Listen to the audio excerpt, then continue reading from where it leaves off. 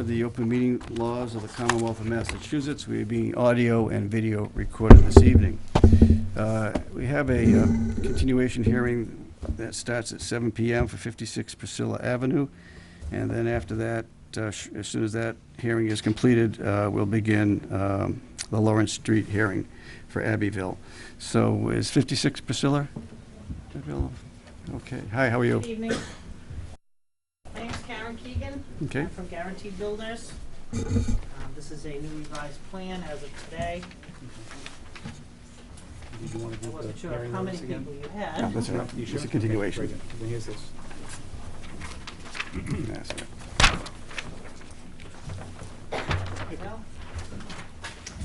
Mike and Barbara are asking to put in a proposed garage in their yard. Oh, I'm sorry, Karen. We need a mic.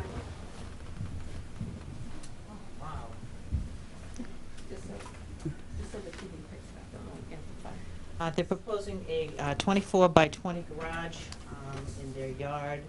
They're looking for side setbacks of 5 feet on the side and 18 in the rear. They also have an existing septic system in the backyard. I was out there today and I located that system. It is 5.9 feet from the slab of the proposed garage. They are willing to move that septic system. It is a chamber system. They're willing to relocate the first set of chambers to the back of the system to comply with the Board of Health. I know that you received a letter from them, which I received yesterday. So we're kind of now on the same page. Okay. Does everyone have that letter from the Board of Health? All right. Do we have that letter, Amy? It's up on the board. Right there, okay. It was in your packets last week. Okay. Okay, that's from last month's packet. Do you Okay. need a copy of it? I can make copies. Is everyone familiar with the letter? I did remember that. Okay, Yes. all right. Yeah, we're good to go. Okay. Thank you. Go ahead. Okay. This is a continuation, so I know that somebody was here last meeting and speaking to you about this. The height of the garage, I believe, is 22 feet.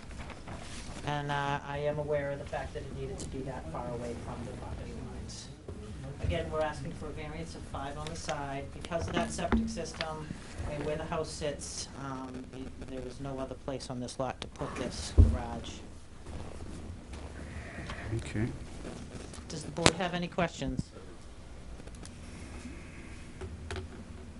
Don? Just want to clarify, is the variance to have it as 5 on the side or a variance of 25 feet? Is that what you're requesting? To have 5 on the side, yes. So it's a 25-foot? No. It would be 17-foot variance? Because it has to be the height of the building away from the sideline, correct? Correct. Correct, yes, okay, 17, yes. You said it was 22 feet, That's the height. Yeah. 22, okay.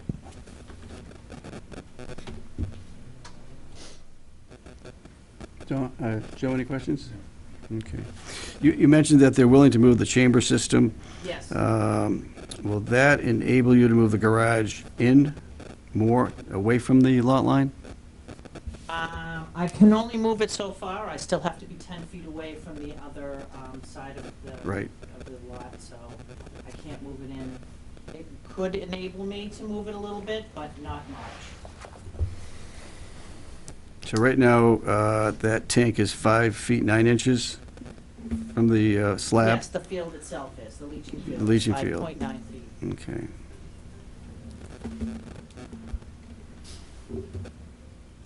Okay, all right. All right, any other questions? No, this new schematic is very, very helpful. Okay. And so this is the information that we needed in order to make a decision. So we're all set. We'll deliberate this most likely, I don't know if we're missing Chris. We'll probably deliberate this at our next meeting on the 21st of this month. Okay, So you'll have an answer on the 21st. okay. Thank you very much. You're welcome.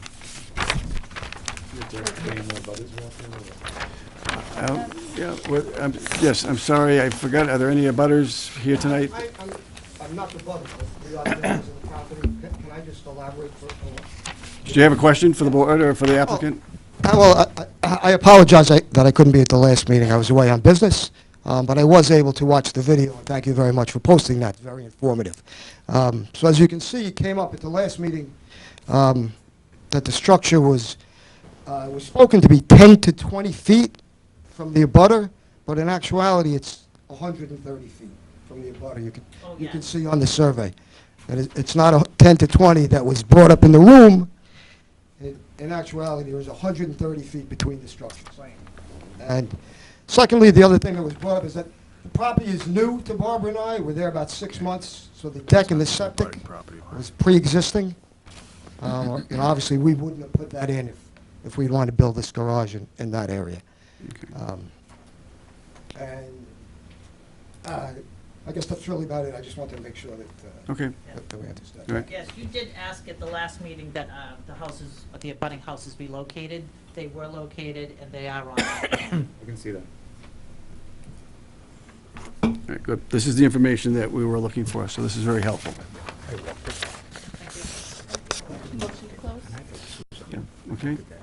Any other questions? Elevation. Okay. I make a motion to close the hearing. Second, I second it. all in favor? Aye. Aye. Okay, thank you. All right.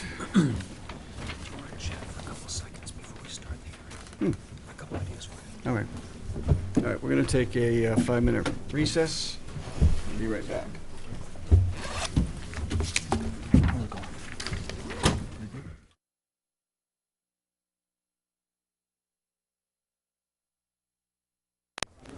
Thanks.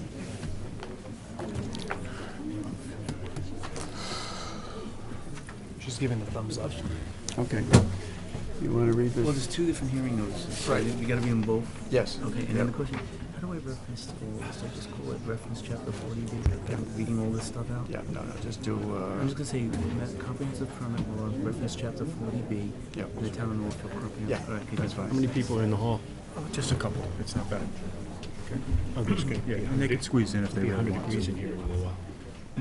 Okay, good evening. We're going to begin the public hearing this evening for the preserve at Abbeville and Abbeville Commons. I'd like to welcome everyone who's joined us tonight. It is very crowded, and I expect this will be pretty common as the hearing process moves along. So I don't know for certain, but we may try to move to a location like the library, which has more seating and more capacity for people, because we do encourage abutters and people of interest to come to these meetings. And so just watch at the town website for where the next meeting will be held. If you're out in the hall, we really don't want you to not be able to hear. So if you want to try to squeeze in and, and I don't care if you sit on the floor in the front or there's an empty chair up here or along the wall. I'll move out to the That's more. Yeah, so I just want to make sure everybody can get in. There's a seat down here now. Take it while you can. We actually have an extra seat there now. Caitlin wanted to. No, he can. Okay, you want to, we can use your chair for Oh, out right. there, and you Oh, want to sit here? true. Yeah, Okay. we'll use your chair. We can use your chair. All right, while we're shuffling the decks on the Titanic, Joe, if you want to read into the public record, Okay, so the we public notice. we have two public notices for this. So notice is hereby given that in accordance with Massachusetts Comprehensive Permit Law, reference chapter 40B, and the Town of Norfolk Comprehensive Permit Rules of the Zoning Board of Appeals for application of comprehensive permits as amended Section 7 of Article 2, Norfolk Zoning Board of Appeals, Organization Rules and Procedures, the local rules. The Town of Norfolk Zoning Board of Appeals will open a public hearing on Wednesday, June 7th, 2017, beginning at 7:15 p.m. in the Norfolk Town Hall, room 124, 1 Liberty Lane, Norfolk, Mass. For the application of Abbeville Development, LLC, care of DePlesio Development Corporation, 850 Franklin Street, Suite 8, Rentham, Mass., for a comprehensive permit for a proposed project known as the Preserve at Abbeville, to be located on the site consisting of approximately 190 1.67 acres on the north side of Lawrence Street, consisting of portions of assessors parcels numbers 6/2/9, 6/2/10, 6/2/12, 6/2/14, 6/2/3/1, and 6/2/3/2, 6/2/3/2, the property, and which includes a proposal for a total of 148 residential ownership units, all as shown in the plans and specifications included within the application. The other public hearing notice, this references Abbeville Commons. Notice is hereby given in accordance with Massachusetts Comprehensive Permit Law, reference Chapter 40B, and the Town of Norfolk Comprehensive Permit Rules of the Zoning Board of Appeals for application of comprehensive permits as amended, Section 7 of Article 2, Norfolk Zoning Board of Appeals Organization, Rules and Procedures, the local rules, and the Town of Norfolk Zoning Board of Appeals will open a public hearing on Wednesday, June 7, 2017, beginning at 7:15 in the Norfolk Town Hall, Room 124, 1 Liberty Lane, Norfolk, Mass., for the application of Abbeville Residential LLC, care of the Plesio Development Corp., 850 Franklin Street, Suite 4, Rentham, Mass., for a comprehensive permit for a proposed project known as Abbeville Commons to be located on the site consisting of 8.84 acres on the north side of Lawrence Street, consisting of portions of assessors parcels numbers 6/2/9, 6/2/10, 6/2/14, and 6/2/3/1, the property, and which includes a proposal for a total of 48 residential rental units, all as shown in the plans and specifications included within the application. Thank you, Joe. Okay, who is representing the applicant tonight? Good evening, Chairman. My name is John Smolak, attorney with the firm of Smolak and Vaughn in North Andover, representing both applicants this evening, both Abbeville Development, the proponent with respect to the ownership project called the Preserve at Abbeville, as well as Abbeville Residential, the applicant with respect to the proposed Abbeville Commons project. Okay, thank you. Attorney, we have a couple of housekeeping items to take care of before we begin. I have two full members who are absent this evening, and I just wanted to give you the benefit of the doubt if you want to continue and start the hearing process tonight. We're well aware that those two members will have to get up to speed, but if you prefer to wait until they're in attendance, we can do that. I do have an associate member who will be filling in if in their absence, but I wanted to give you that option. Thank you, and I'm sorry I didn't take a look at this earlier, as the town accepted the provisions for the Mullen affidavit in the event that two of the members miss. I'm not sure if they have. Do you know, Ray? Yes, we have. You have, okay. So I think we're fine if we're going with 3 full members and an associate member. That's fine with us this evening. We'll start the Thank you. process. And the second housekeeping item is, as you know, relevant Chapter 40B case law provides that comprehensive permit applications shall not be responsible for legal fees.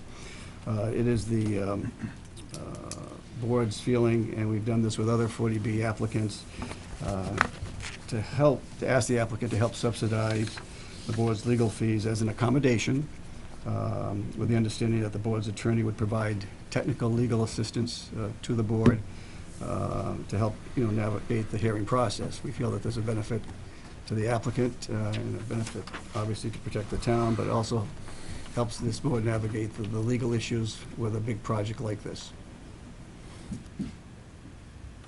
So you're asking whether the applicant is willing to contribute to those funds? Yes. I guess we are. The question is we just want to make sure that it's a certain reasonable amount, and obviously we can't predict it. Yeah. What the outcome will be. We can, if in the spirit you think you can agree to this, if this hearing ever got into the situation where it was an adversarial situation, we wouldn't expect you to continue Right. making those type of payments. I think Right. perhaps you and Dan can work out something.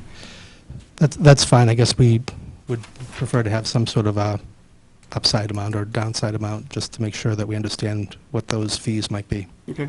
All right. We can work on that. Okay, thank you. But thank you. We appreciate your spirit of cooperation. Okay, let's begin. Tonight, the sole purpose tonight is to give the applicant an opportunity to make a presentation, to talk about the project. Rick, are you going to be doing that presentation? Or is John? will be starting. Okay, John will be starting. And then there may be a few questions from the board. The board won't really start drilling down until we begin with the peer review process, and then we'll open it up to the abutters. There are a lot of people here tonight. I know there are a lot of concerns, a lot of questions that you may have. What we will be doing is chunking out the process. So one night will be stormwater review, another night will be engineering, another night will be architectural issues. So we'll take some general questions from abutters tonight, knowing full well that the process really doesn't begin until the peer review process begins at the next meeting. Now, with that introduction, I'm going to turn this over to Dan Hill, our counsel, who will elaborate a little bit further on the hearing process and the 40B process. Sure. Again, my name is Dan Hill. I'm the special counsel to the Norfolk Zoning Board of Appeals for Chapter 40B matters. Really just more of a primer on the way this process works. For those of you in the audience who have not participated in a comprehensive permit hearing, this is a special statute called Chapter 40B. It allows developers to come into a zoning board with an application to ask for any waivers that are necessary from local zoning bylaws as well as other bylaws to build a development that doesn't necessarily conform to the town's zoning requirements, but which provides a percentage of affordable housing as defined by the state. And the purpose of the statute is to expedite the construction of affordable housing that is deemed to be needed in the Commonwealth, and to spread that around the state and not have it concentrated in specific population areas. So this process, this statute has been in place for 40 years. It has worked in pretty much every town in the state. Norfolk has seen other comprehensive permit projects. This is not the first. The way this process works is that the zoning board holds a hearing. It must close the hearing within 6 months. It then renders a decision. That decision, if it's an approval, could be an approval with conditions. Those conditions might be such that it may require an applicant to provide a specific percentage of open space. It might require the applicant to modify their plans. The alternative is that the board could deny the project. In any case, if the developer is not happy with the outcome of the decision, the developer can appeal that decision to the State Housing Appeals Committee, which is a state agency based out of Boston. So probably the fundamental role that the zoning board plays in this comprehensive permit hearing is to determine whether or not the granting of the waivers that are being requested is consistent with local needs, and that's the magic language in the statute. And what that means is, are the waivers in the public interest, in that that the need for affordable housing outweighs any local concerns that are raised by these waivers. So, for example, this project proposes a density that would exceed what's allowed under zoning. It's proposing over 100 units of housing. That would probably not be permitted under your general zoning bylaws. So the board will be considering that waiver, among others. Should we allow this number of units on this tract of land? And by allowing this number of units, does that present any concerns, any impacts to the public health, to safety, to the environment, or to planning? And the board must then weigh whether or not those concerns and impacts outweigh the need for housing. In making this determination, the board is going to collect evidence over the next 6 months. It's going to hear from the applicant. It's going to receive plans, reports. It's going to hear from peer reviewers, and by that term we mean experts in the fields of civil engineering, traffic engineering, wetland science, planning, and they're going to hear from you folks. They're going to hear comments from the general public, from town officials, other board members such as planning board members, conservation commission members. And so the board is going to take in all of this evidence over the next 6 months. It's going to synthesize that evidence, and then it's going to make the best decision it can make for the people of Norfolk, for the interests of the town of Norfolk. And that decision, as I said, might be an approval. It might be a denial. But it needs to weigh the need for housing against those local concerns. And it also needs to be cognizant of what the developer's appeal rights are. And if it denies a project, for example, what would happen if that denial got overturned by the HAC? So that's the role of the zoning board. That's how this process will work over the next 6 months. As the chair mentioned, there will be specific nights designated for specific issues. We haven't talked about which nights are which, but I imagine that one of the first things we'll do is assign this application out to peer review consultants to review and to give us that initial feedback. We'll ask the planning board and the conservation commission for their feedback, Board of Health, and then we'll start talking about these specific topics at meetings. So if you in the audience, you have specific concerns about, say, septic or traffic, those questions and concerns would be best brought at the meeting that we're going to talk about those issues. Because there's going to be a lot of information to be heard. 6 months is actually a fairly short period of time. So we're going to endeavor to be as efficient as possible, but also to hear as much as we can from everybody that's out there. I don't think I missed anything. I think what we're going to hear next is the presentation, and then we're going to get into question and answers. So if folks have questions about the process, I'm happy to answer those questions at that time. Okay, thank you, Dan. Yep. I have a question, just before we get started. Could we get a little history on how the property became available, when it became for sale, and if the town had any interest in that space prior to becoming available? It's the applicant's job. Present folks. I think that Attorney Smolak may be able to address some of those in your presentation. Can you work that into part of your presentation for us?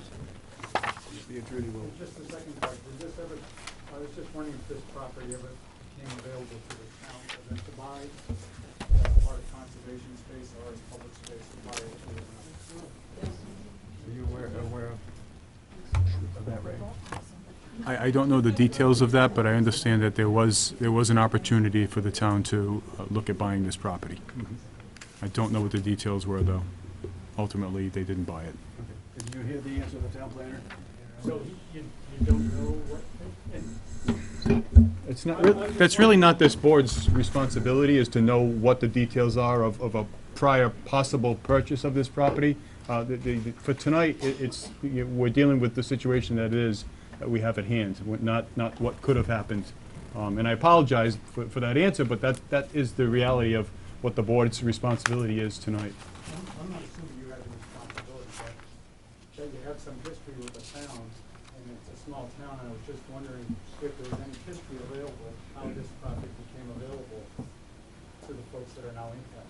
I think that would be the responsibility of the applicant to give his history of it, and I think they do have some information about that. So he may answer some of your questions. I would just add something. We probably should, I would expect that the board would know that answer before we would all come in here. I think you would be collecting that information, knowing that would be coming up. While it's not your immediate responsibility, there is a need to know that before we even get started.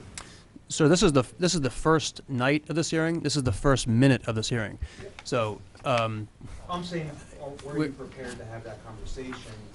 It doesn't sound like that was going to be part of your preparation for the meeting. That's my comment. okay, I think we can take in the comment and we can research that and we can hopefully find an answer to that question.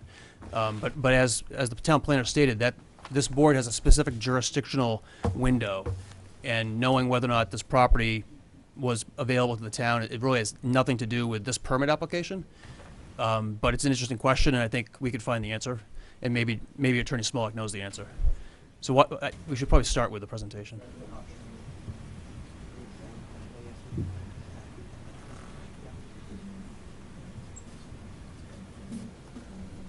Excuse me, Mr. Chairman. Should we have Dan also, in his review of the entire 40B process, he just touched briefly on the appeal. Should he talk a little bit more about that? the appeal process? You want to go into that now or wait? The developer appeal process? Yeah, just to expand on that and what the history has been in the Housing Authority? Sure. The question was, how does the appeal process work at the Housing Appeals Committee?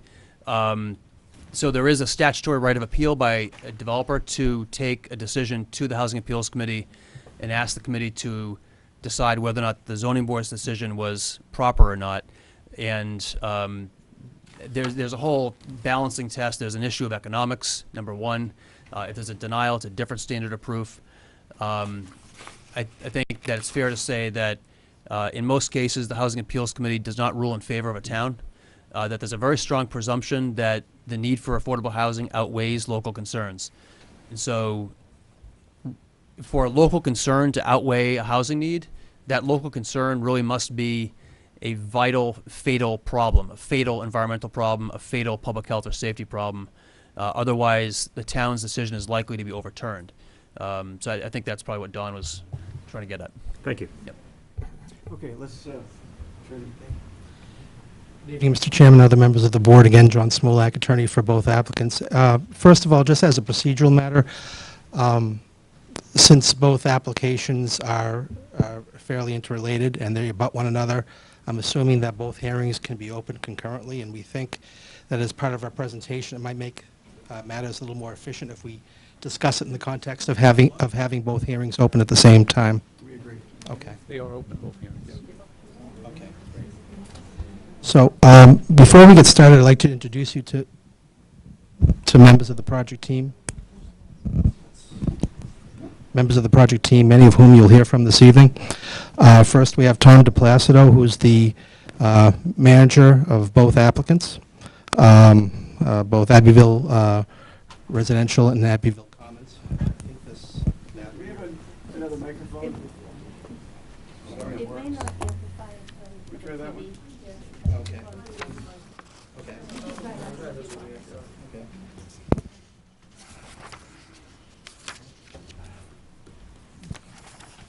We'll try this again. In terms of members of the project team, we have with us Tom DePlacido, who is the manager of both Abbeville Residential and Abbeville Development, the applicants. We also have with us Ed Marchant, who is our project affordable housing and financial consultant.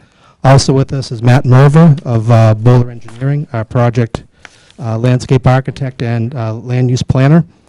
Also with us is Rick Goudreau of United Consultants, our project civil engineer.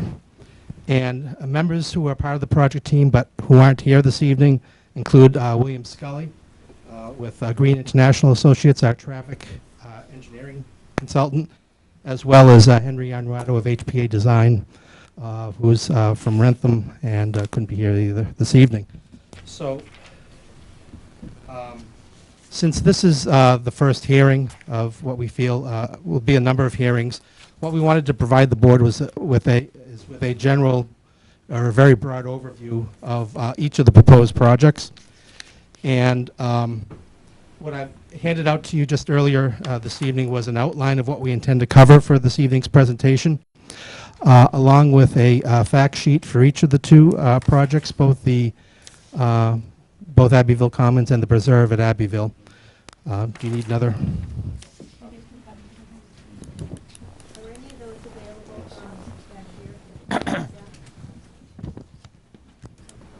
Just so everyone knows, Amy is the keeper of the records, so anything that does get handed out, a copy needs to go to Amy.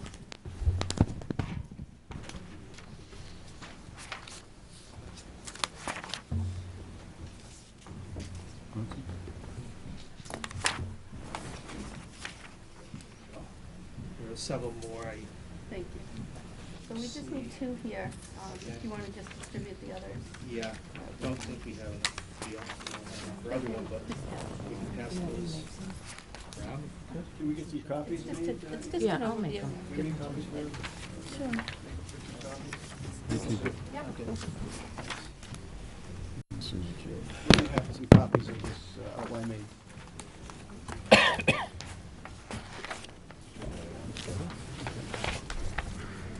So, again, what I provided the board was was just simply a project fact sheet for each of the two projects that gives the specifics in terms of the property size, number of units, all of which is in each of the applications that were filed with the board. What we intend to cover this evening is as follows. First, Tom DePlacido intends to briefly describe some of the history of the property, as well as some of his conversations with the town over the past several years. Tom has undertaken extensive outreach with the town to discuss this proposal, and based on the input that he's received from the town, a number of changes that have been made to this project, and we think actually for the better. Also, Tom will provide a very general overview of each of the projects in terms of project design and how that design fits into the site phasing and build-out. Next, you'll hear from Matt Merva of Bowler Engineer, our project landscape architect. Matt will walk you through a very broad project overview in connection with the design and layout of both of the sites, and also discuss sort of our efforts to create a real neighborhood feel and character in its design. And Matt will also describe the project amenities that are being proposed as part of each of these proposals. After we discuss design and layout, what we will do is move into the details of project civil design, where we have Rick Goodrow of United Consultants, and Rick will walk us through some of the basic details in terms of civil design, layout, utilities, stormwater, and the like. And after Rick's presentation, what we'll do is we'll return back to Tom DePlacido, who will briefly discuss architectural design, including the buildings and the proposed units and amenities. And so with that said, I'd like to turn this over to Tom DePlacido for further discussion.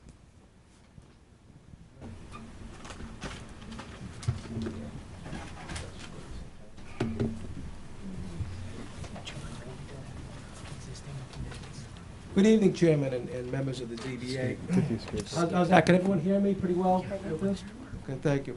My name is Tom DePlacido, as John Smolak introduced me there. I'm actually the developer of the Abbeville projects. And I think, talk about history a little bit and things. First of all, let's talk a little bit about where the site is. I think everybody understands it's Lawrence Street, almost from the corner of Park Street, where the bridge is actually. And it encompasses going down Lawrence Street, the old Buckley and Mann property, as well as there's another 60 acres that was behind that has been combined with it as well. It's well over 200 acres, the combined parcels with things. But we had a question here about history and things, about what, a little bit about the land, the project, things like that. Let's go way, way back, and Abbeville, which I thought this is a little interesting comment with that, is we came up with the name of the project because off of the Norfolk website, the Historical Commission actually, with their research and everything, this was actually the name of that area of town many, many years ago, generations ago. That was the Abbeville section of Norfolk. So we thought it was really appropriate to go back to that, have that history and that connection to a time that was back then.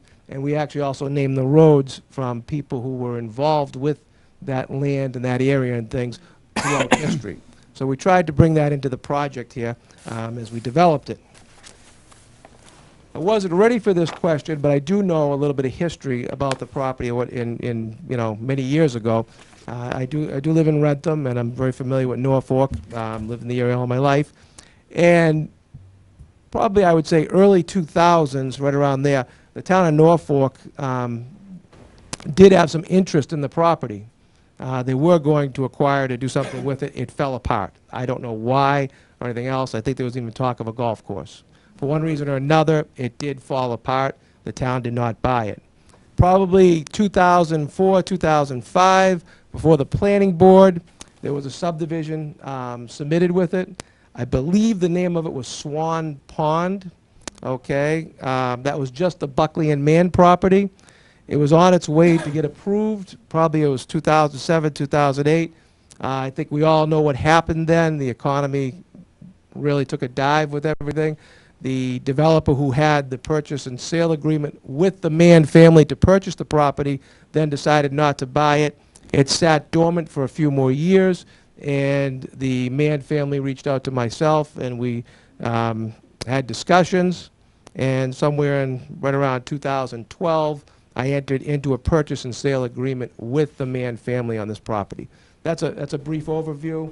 To the best of my knowledge with things, just try to bring everybody up to date. We've been, like I said, the purchase and sale was approximately 2012, about 5 years ago, okay? 5 years ago, we did extensive planning, engineering, research on the property, okay? Probably spent a good 2 years just gathering information for this. It's an extensive site. It's a lot of acreage, a lot of land, and we wanted to do something special with the town of Norfolk. So what we did was about 3 years ago, we did reach out to the town quite a few times with things, and we decided that instead of just being a regular 40B project where the developer designs something, tries to put as many houses as they can into the project with things, and then submit with the state, knowing that the regulations and the laws are basically favor the developer, we decided to sit down with the town, and over the course of 3 years, with town planner, town administrator, DPW, sometimes the building inspector, various people within the town, depending on how the meetings went, we actually critiqued different projects and different designs that we had. Okay, so we really tried to be actively and you know working with the town with this. With those discussions, I think we really truly made a better plan. Okay, some of the highlights that really came from these discussions and where we are now, you know, we focused on redeveloping already the disturbed areas. Okay, can we maybe just go a couple slides down if we could? Perfect, right there. Okay. If you see that slide that's up there, that's the entire site in red. It's well over 200 acres. It's with the Abbeville Commons and the preserve at Abbeville. Okay, we tried to cluster in that front left corner, still keeping a nice buffer from the street, but we tried to actually reuse the abandoned foundation areas and the areas that have been cleared. Plus, there was an old earth removal operation that was actually out further that a lot of, I think, motorcycles and everything else used on the weekends and still used there. And instead of clearing a lot more land and everything else, we tried to utilize that land first and everything. So looking and walking through the site, the site is very pristine. It's gorgeous. As I don't know how many people have walked down alongside the river that comes out of the pond there with things. But our development is retaining that. We're actually keeping those trails and trying to and keep that land with everything. So that was one of the things that came from this discussion, as we worked on actually redeveloping those areas that were sort of blight. We significantly reduced the number of units. From what was originally proposed here, what we originally talked about, we actually significantly reduced those from these meetings.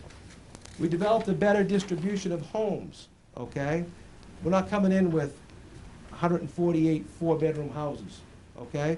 We actually have a mixture of two-bedroom, three-bedroom, four-bedroom houses.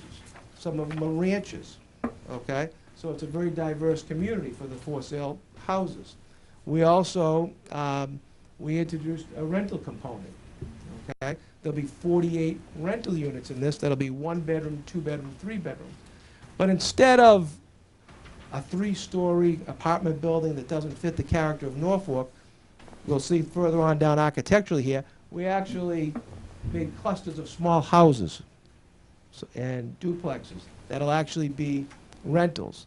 So the rentals actually take on a feel of a neighborhood instead of driving into an apartment complex or something. So that was something else that was a result with it.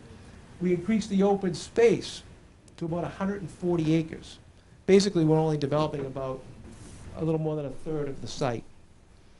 The open space allowed us to keep approximately 4 miles of trails that's in that open space for recreation, passive, and actually being able to utilize the pond and things for fishing and what people use it for now. We also, realizing the need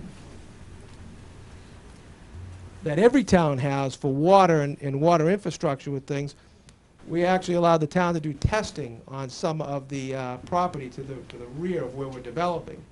And initial results were favorable that it could potentially be a town well.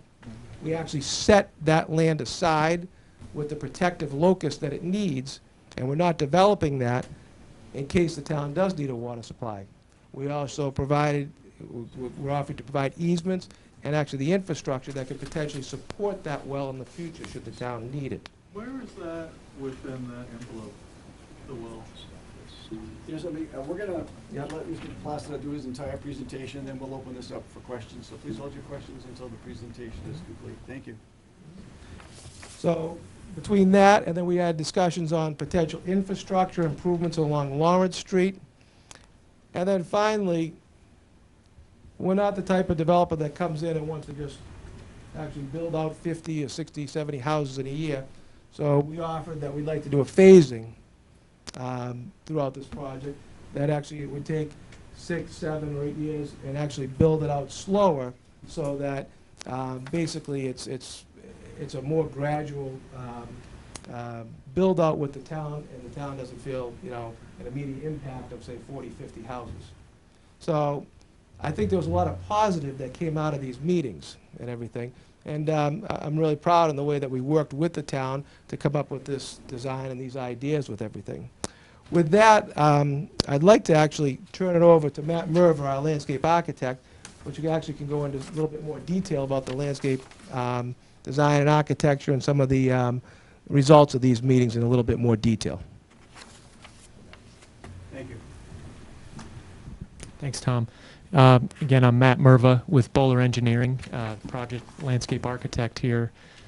Jason Miller is with me tonight, who's been helping on the project as well. And we've had the privilege of working with Tom and the town over the past months on trying to come up with a plan that achieves more of a neighborhood feel than you might traditionally see in a 40B development. And we're pretty proud of what we've come up with in collaboration with these groups. And just wanted to highlight some of the features of the project so that you can understand more the look and feel of what we're trying to achieve here. As Tom mentioned, there is quite a preservation of open space. You can see all of the open land within that red rectangle. And then the developed areas, the preserve at Abbeville is within the green outline. And the Abbeville Commons, which kind of forms the core of this neighborhood, is the rental product that Tom mentioned. If you could flip to the next slide. So this is zooming in on that plan. Everyone can see that okay.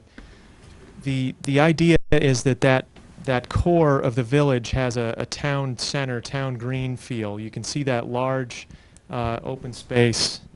Oh, thank you so much. Right there, you nailed it. That's about 1.5 acres town common that will form the core of this little village. It's what you see on entry coming in from Lawrence Street, and those rental units abut that area. And then what we're calling the preserve are the units that emanate out from that central core. So we start to get into more single-family detached homes as you move to the north on the property.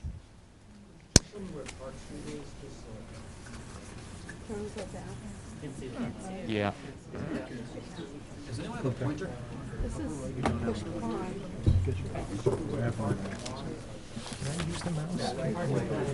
Man, I'm sorry I don't have a wire. Oh, this is great. We got a laser. Okay. So it's just off the page here. If you go back one slide, you'll be able to see Yep. it. Would you mind? Just hit the back. So that would be right here. Yes. Thank you. So again, this being the core of the village, we have kind of a village common. This would be the mail pickup and a pavilion. We'll get into more detail on some of these amenities. But then we have this ring road with several smaller neighborhoods kind of clustered off of that ring road to provide kind of a more of a breakdown to that large project feel and create several smaller clusters that really feel like streets that are part of a small neighborhood development. You can see the pond here. We're providing a pavilion and a canoe launch dock down here. If you can flip ahead to the next slide. Just to highlight a few of these areas that form kind of the amenities for the site. If you could flip ahead one more. So this is the main entry. You can see that we'd have decorative stone walls that would face the street with a boulevard treatment to the landscape and provide a place for the signage for the project entry. Next slide, please. And then that town common, that 1.5 acre town common with the pavilion. We'd have mail kiosks here for the homeowners to pick up their mail and provide that sense of community, that sense of a community center that would really be the focal point of this area. This is just zooming in on the pavilion that's on the pond. There's a trail network that connects up to that, and again, that trail network connects beyond into the greater preserve beyond the site here with the dock feature that I mentioned. And then in the center of that cluster of smaller neighborhoods, we have a gazebo and associated open space here that would provide for some additional recreation area within the community as well. And those long red buildings? Those are garages, actually, that would support the units on the interior. If you could flip ahead, thank you. So just to give you an idea of the character of what that building would look like on the town common, this is the structure. It's an open-air structure, but would provide shelter and create that central space for creating a sense of community. Next slide, please. Some boat dock imagery, just to give you a sense of what this building is going to look like. We'd be connecting down to that from the main pathway along the road, and that would be accessible all the way around the pond to this dock and then out onto the water from there. One of the biggest amenities to the site is our connection into that existing trail network that's in the preserve area. You can see the green dashed lines represent the existing trails, and the yellow are places where we're connecting into those existing trails to provide that overall connectivity and make that a real amenity for the residents here. Just wanted to show quickly, how far back really we are from the street here. You can see that it's a little tough to see, and I apologize, but the distance from the street to the first home here is about 200 feet, and we'd be preserving much of the existing vegetation along the roadway, so there's very little view into the site from the street. Down here at the other project entry, we've got about 150 feet from the street to the nearest back of the home, and again, preserving much of the existing vegetation, as you can see, in this area. So the glimpses into the site from the surrounding neighborhoods are really going to be right through this corridor and right through this corridor, but on a limited basis. We've provided, as part of our package, a landscape plan. I'm sure we'll get into more detail on the specifics as the hearings unfold, but we are providing street trees around all of the streets, as well as, if you can flip to the next one, decorative lighting that's got kind of a traditional look and feel to it to reinforce that traditional neighborhood center that we're trying to create here. With that, I'm going to turn it over to Rick, and again, we'll be available for questions once we wrap up the presentation, but Rick's going to run through some of the project engineering aspects. Thank you.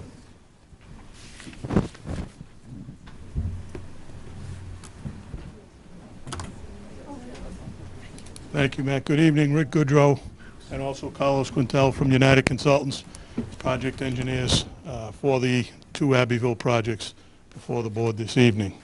Amy, could you go to the second one? So this plan basically highlights the utility improvements that we're proposing for the project. The site will be serviced by underground conduits for the purposes of electric, telephone, and cable TV. There will not be any overhead poles within the project area. We are proposing a water main installation with a connection here on Park Street. 12-inch water main will be brought up to the easterly roadway intersection of the proposed project with Lawrence Street. That 12-inch water main will then traverse the site and terminate around that area there, which would be where the future well site connection could be made in the future. The remainder of Lawrence Street will be provided with an 8-inch water main up to the intersection of Brett's Farm Road, and the remaining roadway system within the development will also have an 8-inch water main service. So fire protection improvements will be made along Lawrence Street with the addition of fire hydrants, and house connections would be available for the houses existing on Lawrence Street currently. Lastly, we have designed a stormwater system for the site. Carlos was instrumental in the design of the stormwater system. And what we have is basically catch basins that will be constructed within the roadway, interconnected to drain manholes via underground piping.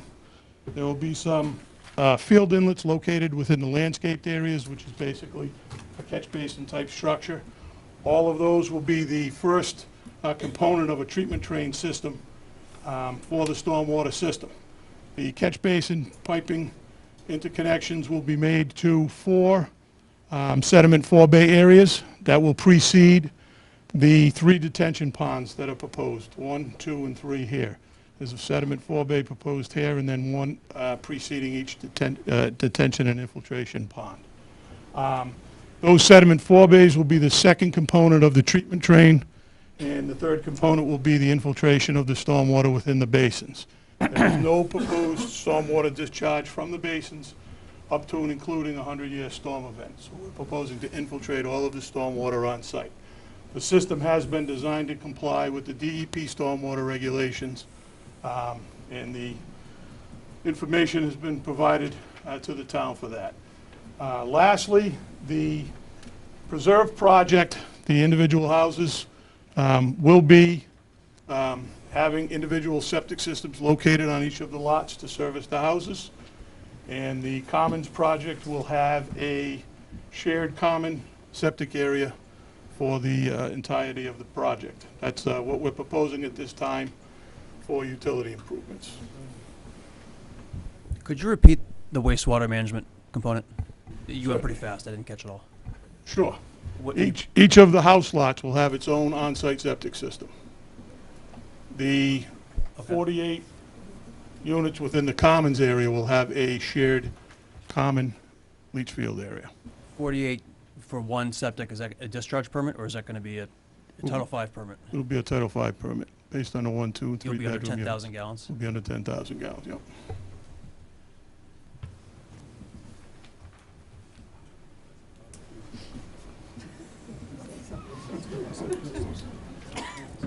That's an overview of the proposed utilities for the site, and I'll turn it back over to Tom.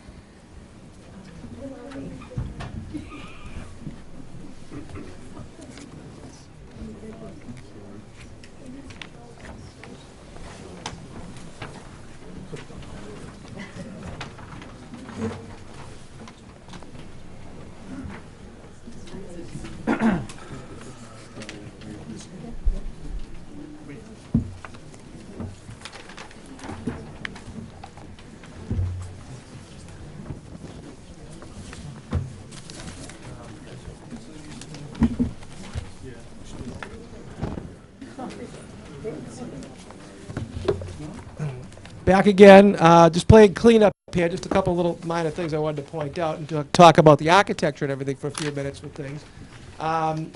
Because one thing that a lot of people do have sort of misconception with is a 40B, and it's some type of housing that's not attractive or anything with that, or it's not going to be a good neighbor with everything. But I did want to just actually break this down a little bit about how the neighborhood was designed. Point to here with things. Is you see the roadway as it goes around like this. The houses on the outside perimeter do face that road. But in an effort to try to really minimize density and to try to create green space and things, all of the houses in the interior actually face these driveways and these roadways that come in. So as you drive around, you only have houses on one side of the road. Okay? So the other houses that are in these driveways actually face each other with things. I'd like to actually show you some examples of some houses we've constructed that we've actually submitted plans for as part of this project, just so people get a little bit better feel of the architecture, and then actually just give a little breakdown of those as well.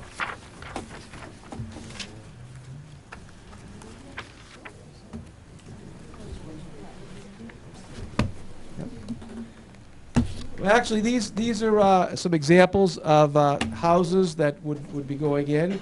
We have a mixture of capes, colonials, some are one-bedroom, some are one-car garage, some are two-car garage, three-bedroom, four-bedroom, two-bedroom.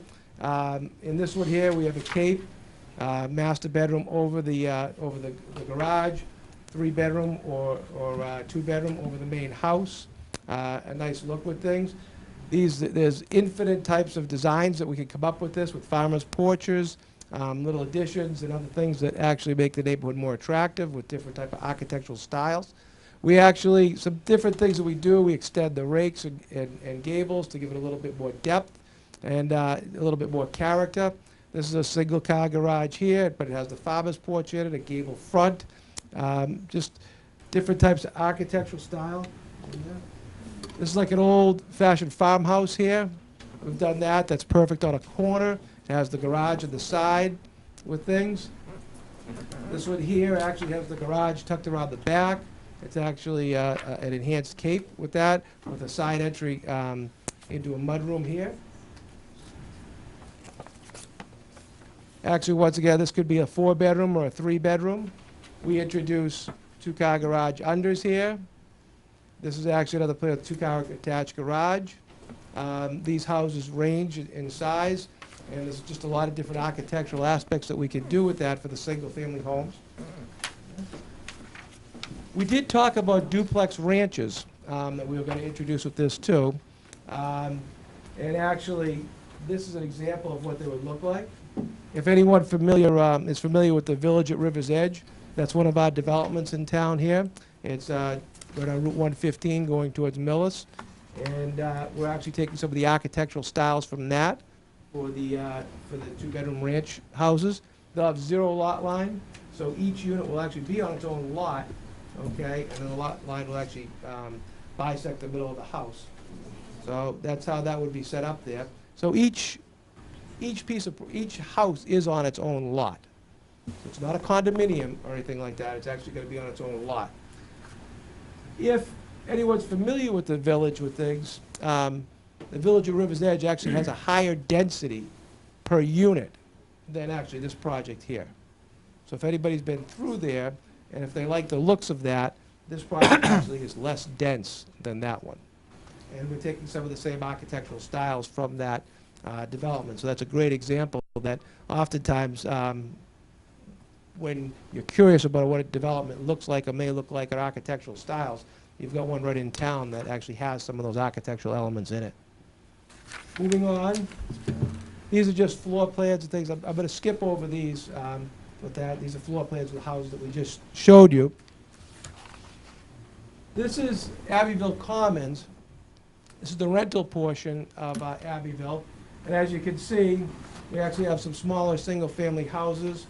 Sort of like the tiny houses that you talk about with that. You see on TV and things right now, we have some duplexes, ranch models again. If you notice, they don't have garages, but we do have a garage element that faces to the inside, so the garages actually face the units, and there's a nice buffer that creates to the rest of the neighborhood in case somebody in here does want to have a garage. So you can actually see what this is, and this is a lot more attractive than if you had a 3-story, 100-unit or 50-unit building with common hallways and large parking lots. It really takes on a much more attractive look than that type of architectural element with a large building. And that was one of the results of what we had from the meetings with the town. is to break it down and have something that looks like this. Just floor plans and things. But just to give everyone an idea of specific unit count and what's happening here, the Preserve at Abbeville, which is the single-family homes, there's 148 total units. 111 of them will be market rate units. 37 more will actually be affordable units. There's, so that's 148 total. Okay, there's 116 single-family homes. Okay, they're not attached. And there are 32 attached duplexes. Okay, which brings it up to the 148. There's 32 two-bedroom homes. There's 60 three-bedroom homes. And there's 56 four-bedroom homes. Okay? Gives you an idea of the breakdown with everything. It actually makes a very diverse neighborhood, and it's attractive to a lot of different ages and demographics with things. I'm not going to get into proposed market and affordability, sales price, things like that, but the total property size is 190.67 acres for this portion of the development, and there's approximately 140 acres of open space with that.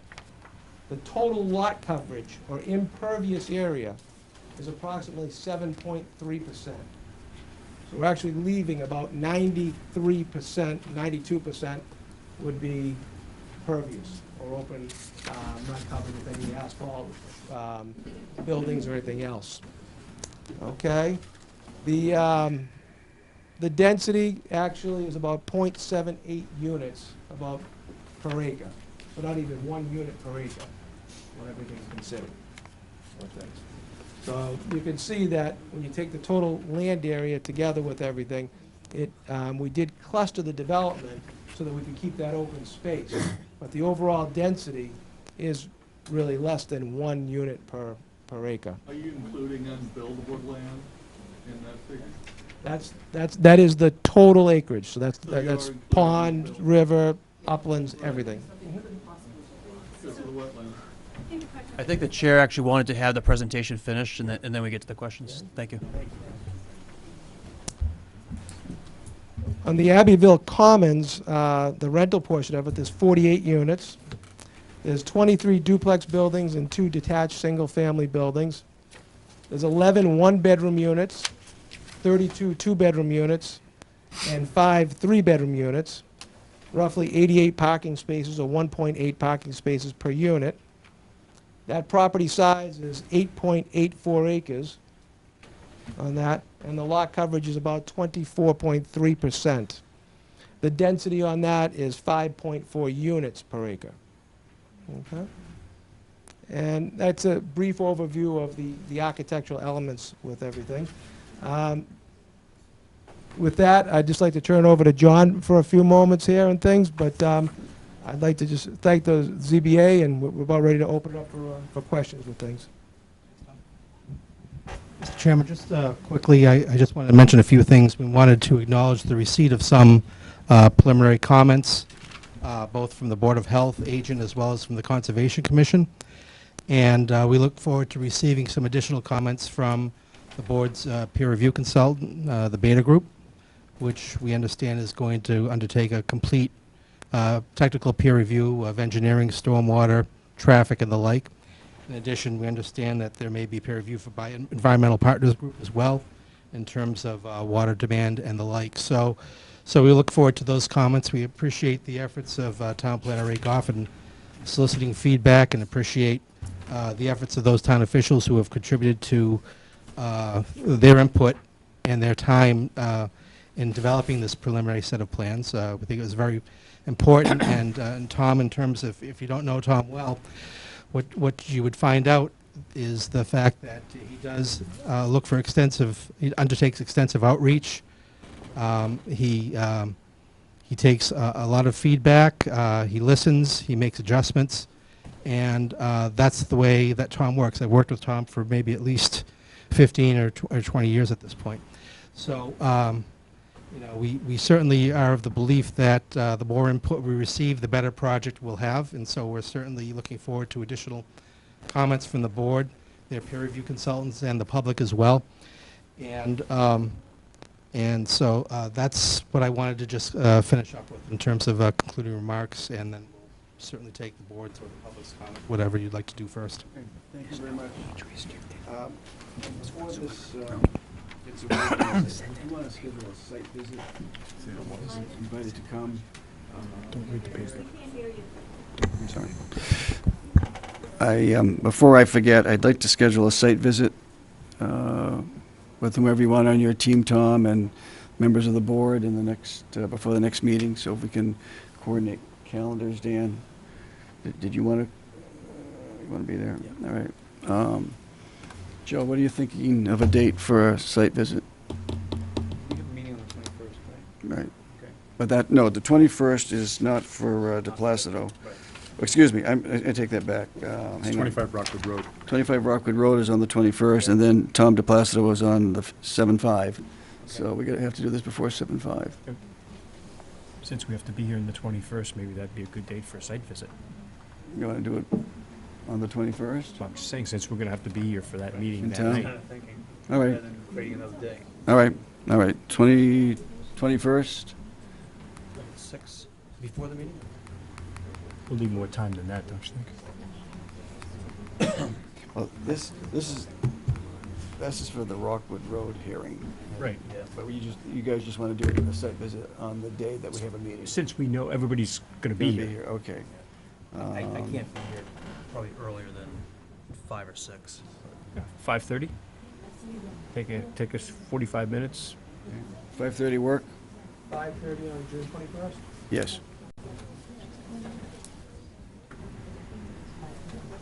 In case you didn't hear that date and time, on the 21st at 5:30 PM, the ZBA and the applicant will be doing a site visit. Anyone who is interested is welcome to attend.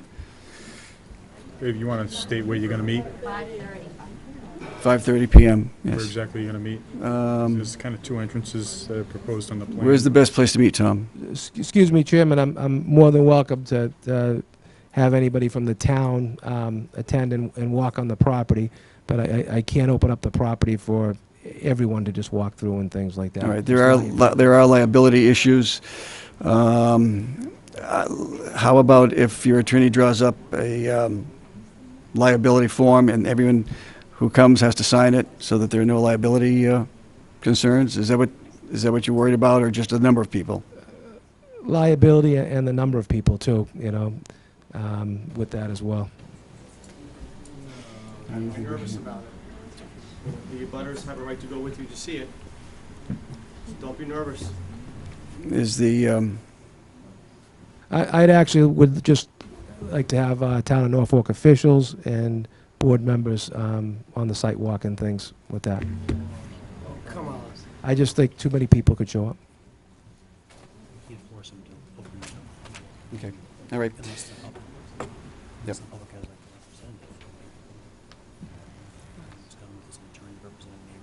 Okay. It is private property, and that is the right of the applicant. If you want to get together and appoint, would it be okay if they appointed a representative from the community, from the neighbors? I would actually be happy to actually, if they appointed, say, 5 neighbors that would walk the site, Okay. and they'd be willing to sign a liability waiver, that would be more than adequate with things. Okay. Is there someone that wants to take the responsibility for deciding who the 5 people will be? Yeah, could you identify yourself? 26 Lawrence Street, David Okay. Mastro. All right, can you coordinate that for us, please? Sure, love to. Okay, all right. Thank you. 60, sorry. I Can, said can you, 26, I said. I know, I got it, sorry. what was her name, sir? David Mastro. David Mastro? TRO. Okay, and can you email Amy Brady your contact information so we can coordinate with her? Thank you. Thank you. You guys can talk after the meeting. All right. All right, good. Mr. Chair, while we're talking about the site visit, do you have the road location staked out in the property, or any other of the facilities staked out so we can see where things are in relation to the site? We could do the main entrances coming in, and probably some.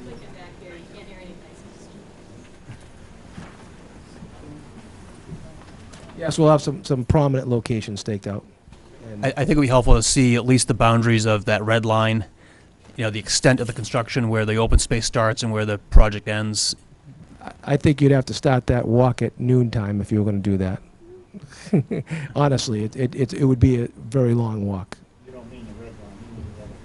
If you mean the red line all the way around the project, that doesn't follow trails and things, and you'd be talking a few miles through the woods up and down. So you're saying the red line is the property the property boundary, not the project boundary? The yellow line was the property boundary? The red line was the project limit of disturbance, I guess you'd say. Okay. Yeah, I didn't mean the Oh, red no, line. I meant the green line. The red line is the entire property, but even the green line would be a significant walk. You would never get that done in an hour and a half. We can always schedule a subsequent site visit.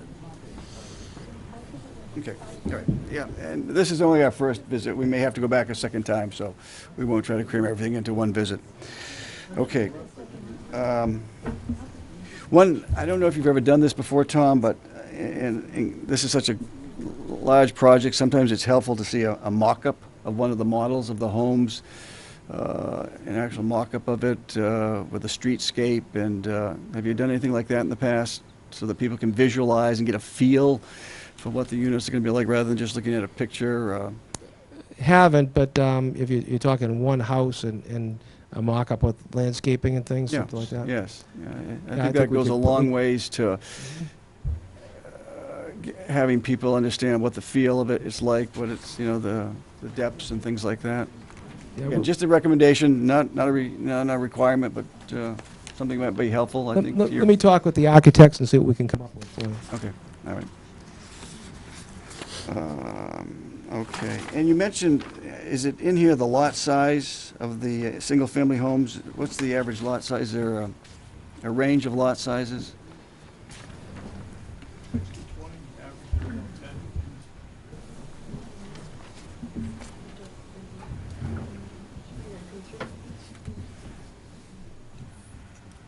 Rick Goodrow again. I believe the smallest lot was about 6,500 square feet.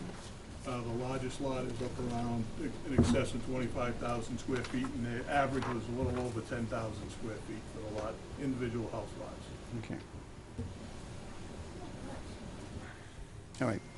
All right, I think what we'll do is open questions up from members of the board, Ray, Dan, and then, you know, keep these kind of general in nature. We'll be drilling down, obviously, in subsequent meetings, and then maybe we'll spend 10 or 15 minutes and then open it up to abutters for about a half hour, 45 minutes for questions, because I know the applicant would like to get feedback from people who are here tonight. So, My first question would have been, I see we break out. you want to get closer to that microphone? Thank you. I'll ask Tom. Tom, you broke out for the 148 single-family homes. You said that the affordable count was 37 of those 148? That is correct. 37 of the 148 is... Right. Okay. And in terms of the 48 units that are part of the common project, how many of those would be affordable? I don't know, 12 would be affordable, but all 48 would count. towards Right. affordable. That's correct. Okay, thank you. Dan, could you answer that? Oh, that's true. We're going to wait for that question. Because it's coming from the audience. Yeah, let's wait. Okay, Yeah, we'll get to that. We'll answer that in a minute. Thank you, Chairman. Go, okay. Tom, in the paper, in the article, in a couple of local papers, okay, it talked about an age-restricted component. There's no age-restricted component in this development whatsoever, correct? That is correct. There's no age restriction.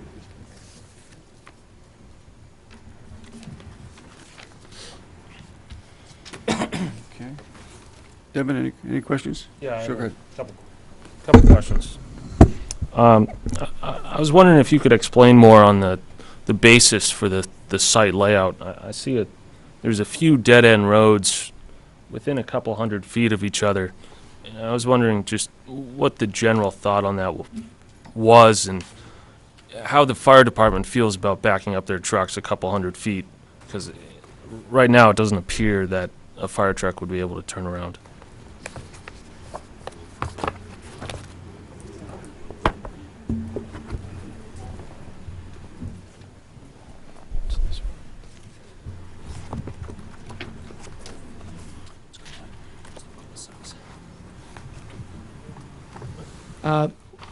Once again, we actually, if you look through this project is a series of loop roads. Through here, you have a loop road there. Loop road goes all the way around like this through here, even a loop there.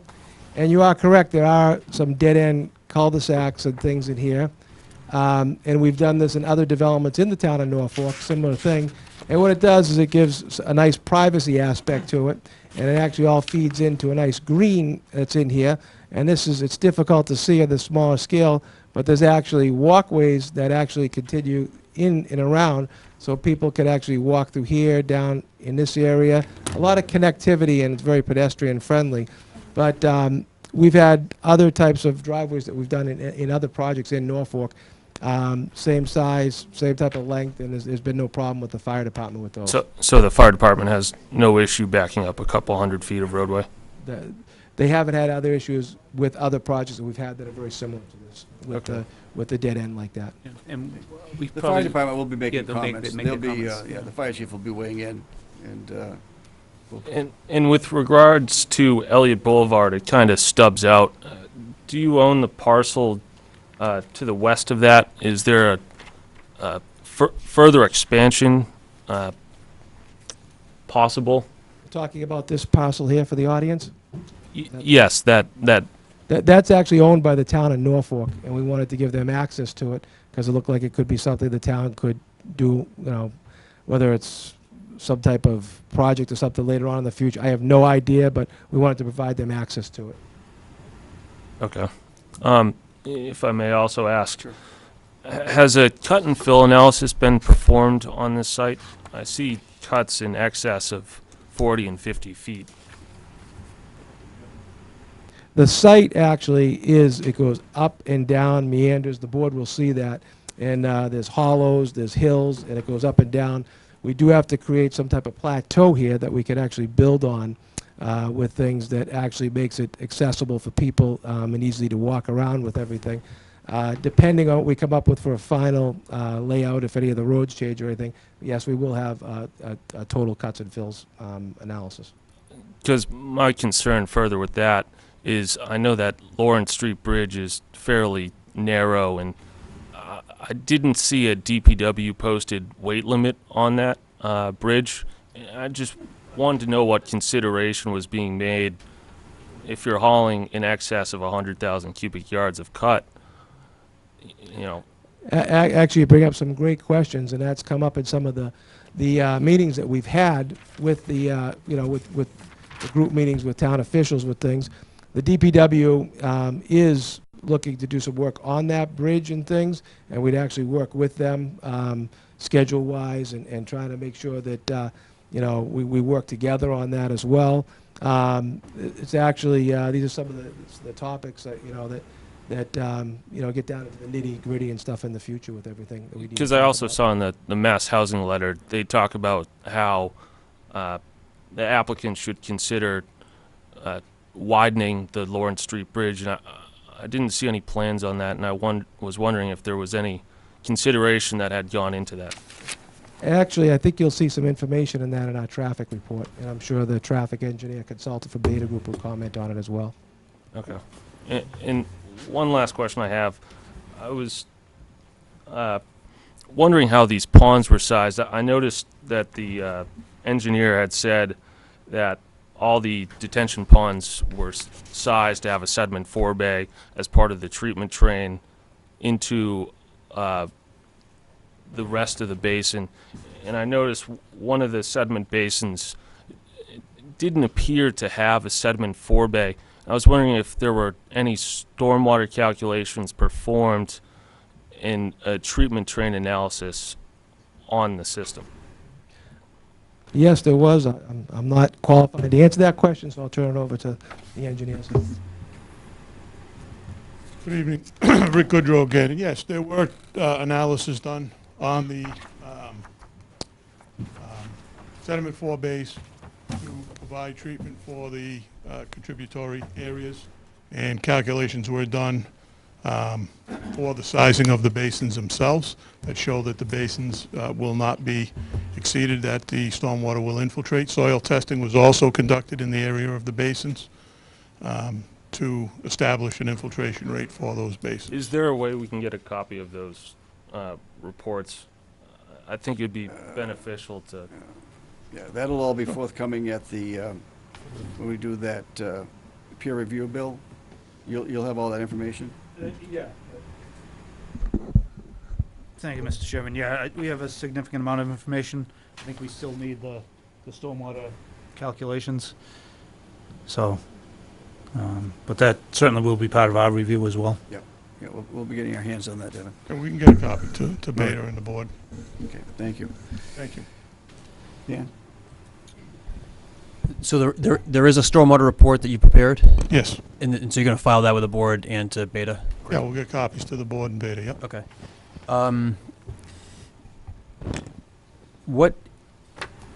Going back to the question of cuts and fills, do you have a net export, import, earth material, balance sheet at this point? Do you know what are you exporting earth materials out of here? And if so, in what quantities?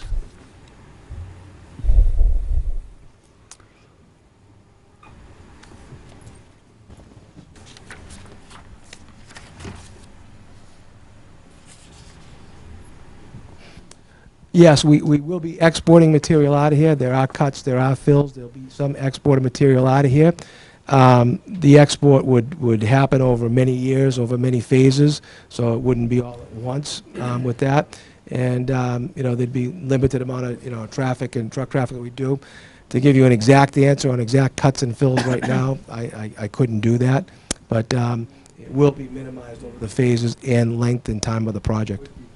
Okay. That might be something that the board will be interested in seeing at some point during the hearing process. Okay. With respect to the ownership of this land, are you envisioning this being well, let's start with the for sale units. Is that going to be a homeowner association with private roads, or are you anticipating that these roads be accepted by the town? There's definitely going to be a homeowners association of some kind, because there's a lot of common areas, and there's nice lighting and things that are going to be going into the site, so that'll have to be taken care of by some type of homeowners association. Depending whether or not the town wants to take that land as a well site and things, and how we structure that with either easements or public ways with it, that would be a discussion I'd like to have with with some of the town officials with things. Some of the driveways and things could be managed by an association, but maybe the public roads and stuff that the town may want to have that. So you're envisioning that each house lot is going to have its own boundaries, and that's going to be owned in fee simple. It's not going to be a condo association with all the yards being common areas. Each house is going to have a private yard with lot lines. Yep. Each house will have its own private yard, but there are common areas between the house lots. For instance, in the middle where that green is, right. If I could get the pointer, in that area there, not all the house lots extend into there, so you'd have to have some common maintenance provisions for that. Okay.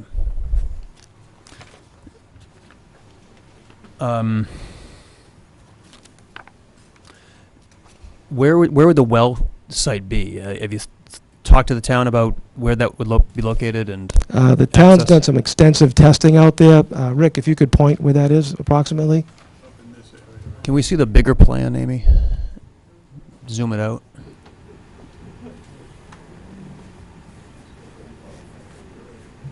Okay. Is on the other side where we actually don't see and be by the board?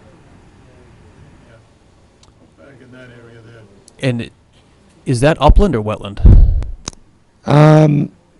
That's a mixture of wetland and upland with things. If you take the zone 1, the 400-foot radius, yeah, there's some upland and there's some wetland. Exactly where the borings have been done and the testing have done, I believe is upland, but there's wetland around that. Do you have a plan that shows the wetland boundary of that Yes, area? we actually had an ORAD. We went with Conservation Commission. We had that all delineated. We pretty much stayed out of any of the the buffers and things, except for where we're doing some of the on-site amenities and some of the infrastructure improvements. But to answer your question, yes, it was delineated. We did let it expire because we're not doing much work within the buffer zones. Do you have a plan tonight that's loaded that shows the wetland boundaries, or is it?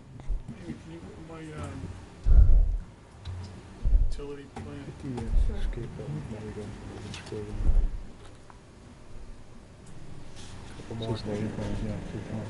you go, bottom one there.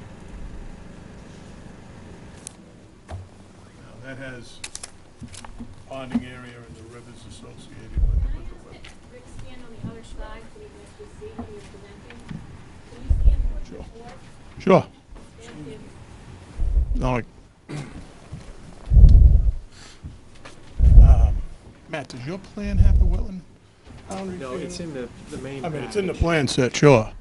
Okay, that's fine. We don't need to pull it out right now. I mean, it should be on the cover. I was just sheet of the curious, plan set. just that open space area that's 120 acres, is it, or 140 acres? How much of that is wetland? Correct me if I'm wrong, I think there was over 100 acres of upland, wasn't there? Yeah, I would estimate there's 40 to 50 acres of wetland. Okay. And what's your plan for filing 100 a, acres of upland, 40 to 50 acres of wetland.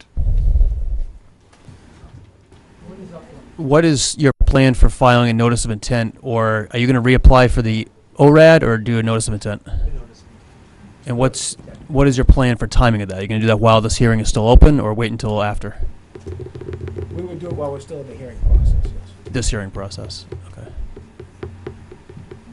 So we may want to coordinate some of the peer review with the Conservation Commission, so we're not duplicating, because the Conservation Commission will review, to some extent, your stormwater infrastructure, to the extent that it's, well, it depends, I guess, if you're within the buffer. Are you proposing any work within buffer areas? There would be some work within the buffer areas where we're looking to do some of those pavilions and things down by the pond and some of the other amenities like that. Okay. As well as some of the work we do along Lawrence Street as well that may be proposed. Okay. Summarize, some of the work along Lawrence Street and the pavilion in the ponding area will be within the wetland buffer zone areas. That's all I had. Okay. Ray, any? I have no questions. I'm sure the public has many, Okay. so. Everyone Just ask one more question. Sure, go right ahead. I had a question about, I noticed there were water lines going through properties and various other utilities. Are there going to be easements for those utilities? Yes. Yeah, some of them run through an individual house lot. There would be an easement. And some of them are actually within what's going to be the open space. So we could do it via an easement, or, you know, if it's common open space owned by the whole group, I don't think that an easement would be necessary, but And also, do you plan to subdivide the lots before or after you've constructed the duplex buildings? Because my concern is if the builder constructs it and his walls are 6 inches off, then part of that house might be on the other person's property. Well, I guess we got to have a really good engineer then, huh, Rick? thank you.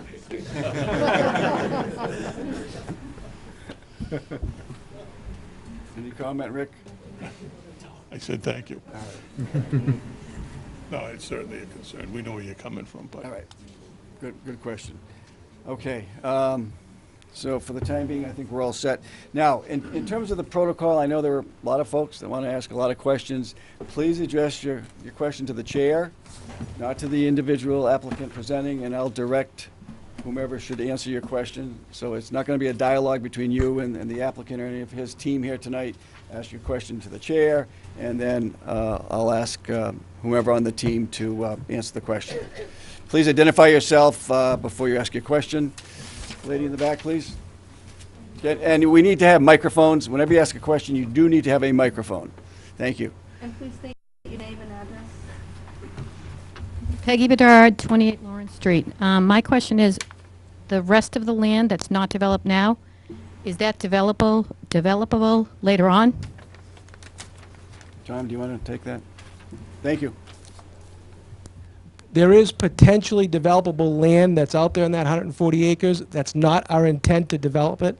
We'd actually want to have a discussion with the town and whether they would want to have that donated to the town as open space, or whether we keep it as part of the project with a conservation restriction on it in perpetuity so it could never be developed. So you have no intention of developing it, is what you're telling me? I'm sorry? You have no intention of developing it, is what you're telling me. The 140 acres that's open space now, there's no intention on developing the rest of that. And you'll donate that land so it would never be developed? It would actually have a conservation restriction on it, or it'd be open space. That would be part of the discussions with this board or another agency within the town, which they would, you know, what they would prefer with it. There's pros, there's benefits to each. If it's under a conservation restriction and managed by an association here, they're probably going to care that, you know, trails are groomed and things look nice and everything like that.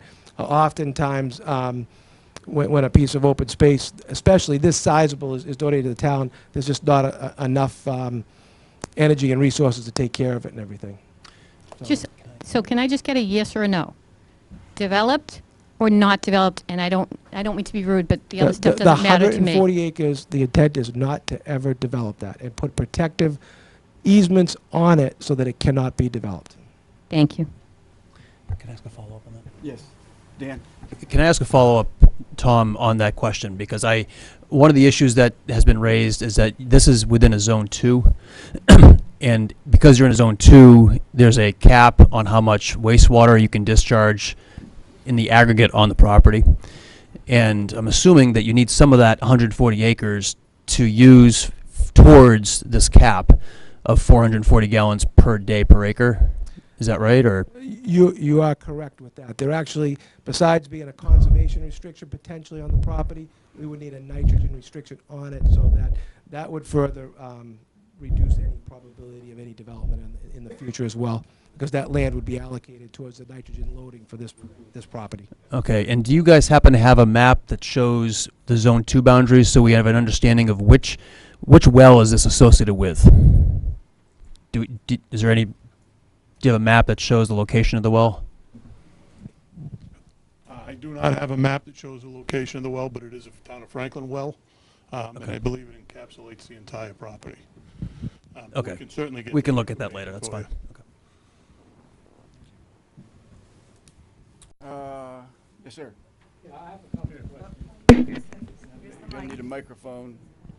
Please state your name and address. Thank you. My name is Mike Mastro, 26 Lawrence Street. I have a couple of questions, if you please. Has there been an assessment of this development area as to whether or not there exists any endangered species? Who wants to take that? Tom?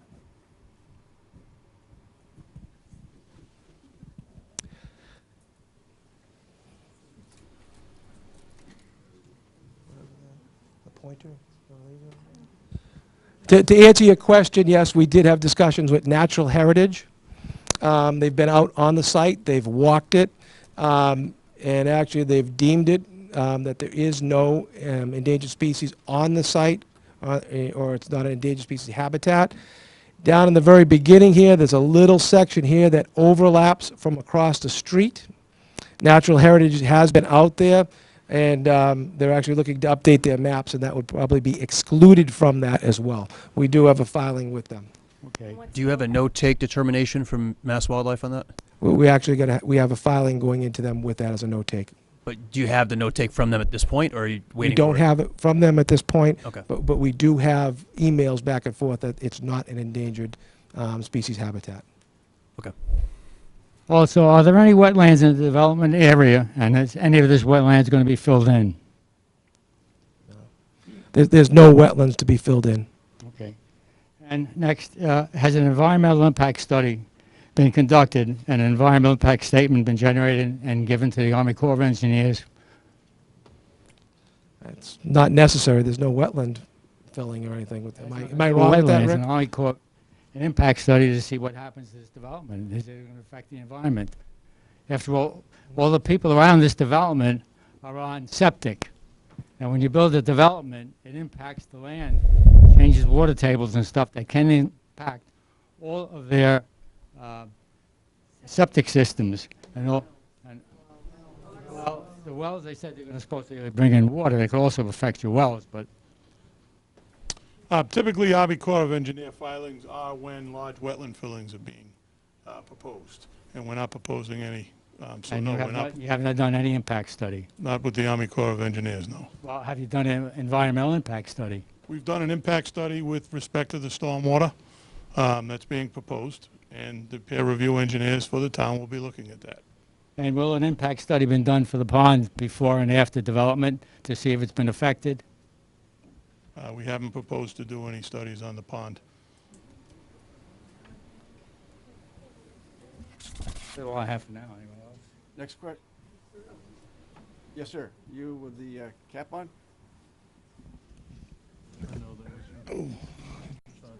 Bruins cap, I should say. My name's Dave Gray, 68 Park Street, right on the corner. I have a well. Gentleman asked the question, will any modifications be made to Bush Pond, either by sizing it or rearranging the dam that would affect the water flow, since I have a 500-foot deep well right next to it? No, we're not proposing any modifications to Bush Pond that would affect the water levels, the dam levels, any construction, other than we are proposing to have a pathway on top of the dam and around the east side of the pond for pedestrian access out to the Park Street intersection. And Tom, has proposed for a dock to be installed, in the pond, but that's a minimal impact if in fact it actually happens. Just a side note, I can barely push a kayak through that pond in the summer. Are you going to be weeding it or anything of that nature if you're going to introduce? Yeah. Snapping turtles. Yeah, I have a turtle crossing sign next to the house. Last question from me. Are you planning on excavating the 3 acres of hazardous waste? Well, first back to the pond. We haven't proposed any type of treatment or anything like that to the pond. When we file with the Conservation Commission, that will be something we may discuss with them to actually make that pond a little bit more viable and attractive with things. To your question on things, back in 2002, Camp Dresser and McKee actually supervised an environmental cleanup here with things that was overseen by DEP. There is an AUL on the site, okay? If anybody's not familiar with that, that means an activity use limitation. That basically they, in an area there where we're not developing or anything, approximately, it's right in here, isn't it, Rick, right about there? The tail race is right there, so it's about right there. There's an AUL there. It was actually supervised by DEP. It's been there since 2002, 2003. It's functioning very well. We actually, before I even started significant engineering on this site, I spent 2 years with 2 LSPs that didn't even know that each other were testing it. We did borings, we did tests all around the site, and to actually make sure everything was functioning properly. It was actually functioning very, very well. And actually, the AUL has limitations on it, and basically the limitations are it could be used for passive recreation, whether it be a playground, a field, a meadow, or anything like that. It's a nice flat area. It could be used for quite a few things.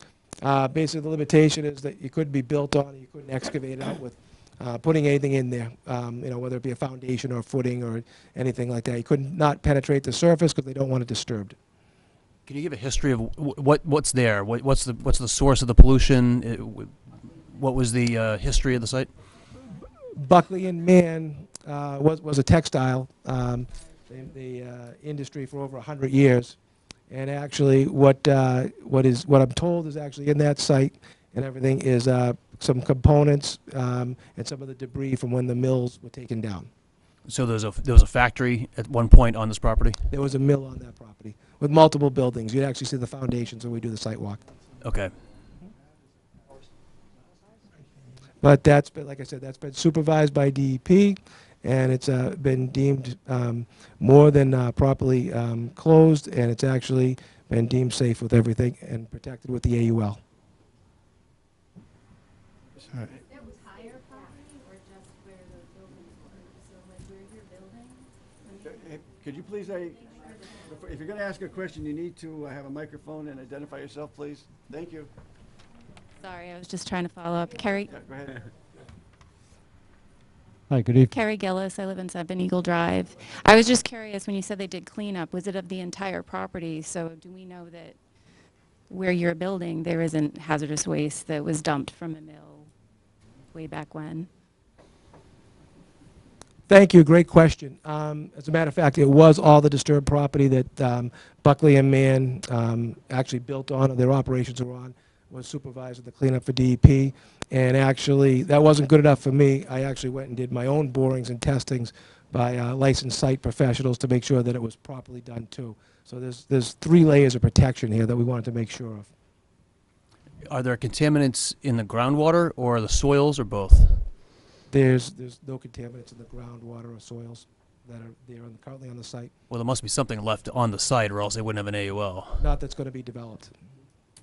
In the developed area, there's... No, I mean in that AUL area itself. What is there in that 3-acre AUL area? What's in there? Is it in the soils, groundwater? It was debris from the mill. Okay. On that, I was told it was machine, whether it was like metal, cast iron, and some building debris. There's monitoring wells all around the AUL that have been there for 15 years. Okay, There's been, so we have data we can look at. So there's been nothing that's been picked up with that. Okay. Just to add to that, I think there was What's your question? I'll try to remember it. Just cement that's all over the ground, is that not being built? There was there was a copy of an AUL that's recorded on the property. All the data regarding the property is publicly available through the DEP databases. So, Okay. Just while we're on that topic, if I may, Mr. Chair. I think given that concern, I wasn't aware that there were actually private wells surrounding the property. The gentleman in the back said he lived on Pond Street. Is it Pond or Park? Park, but I thought you said you're bringing the water from Park down Lawrence, so I'm confused. Is there water in Park Street or no? Yes. So why do you have a well? Good. On Lawrence Street, we have wells. No, okay. I'm right across the street from that development. Okay, I got that. So Lawrence Street doesn't have wells. Are there? I'm sorry, it doesn't have water. Lawrence Street, sorry. Are there other side streets surrounding the project site that also doesn't have town water? Okay, I guess I heard the answer. All right, let me make a suggestion. I think given that you're using standard Title V systems, that you have a AUL history here, I think it would be important for us to have some information at a future hearing as to the location of the private wells that are within 400 feet of your property line. And also, do you have any groundwater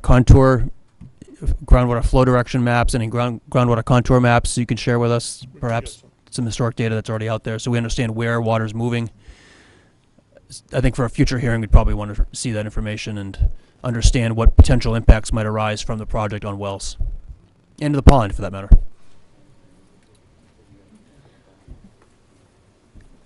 Yes, Hi, sir. I'm John Curran from Bush Pond Road. I was just wondering, when the project is all said and done, what's the population increase in that living space? So that was one question, Mr. Chairman. The other question is, if the project's going to take 6 to 8 years to complete, is there going to be a separate means of egress for the contractors to come and go? And if not, are there other areas other than Lawrence and Park Street that are impacted by this construction process over the next 6 years? Could you ask those questions for me? That'd be great. Excuse me, could you repeat your name, please? John Curran, C-U-R-R-A-N, Bush Pond Road. Rick or Tom? 6 years. Let's take a stab at that. So I have a question about access to the site over that period of time. Is it coming through the neighborhood? When all is said and done, how many people are anticipated? Because there's obviously an impact on the town in terms of schools, fire department, all growth issues. So I was just wondering what the preliminary number might be, so we'd have an idea about the magnitude. That's all. Thanks.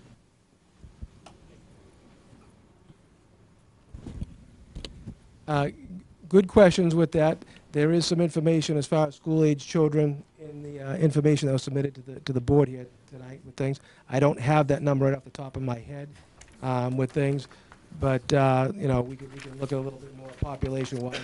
This is why we mix it up with 2-bedroom, 3-bedroom, 4-bedroom houses, is that the 2-bedroom obviously would be less population, and it actually would, even though they're not age-restricted, they would attract somebody who would be more prevalent to live in a ranch with things too, and actually you wouldn't have school-age children in those ranches, or minimal amounts of school-age children in those ranches with things. And as far as egress to and from the site with things, we've done other large projects in the town of Norfolk with that, and you know, we haven't had a problem any of those sites with construction egress and traffic with things. And we will have a construction management plan and traffic plan that we will have for discussions with the ZBA. Okay. Could I just ask what a ballpark number is? I don't care about the dynamics of it. I just wonder, do you anticipate 800 people living in that space? 400? Do you have any idea, or is that a question we could find out later on? Count the bedrooms.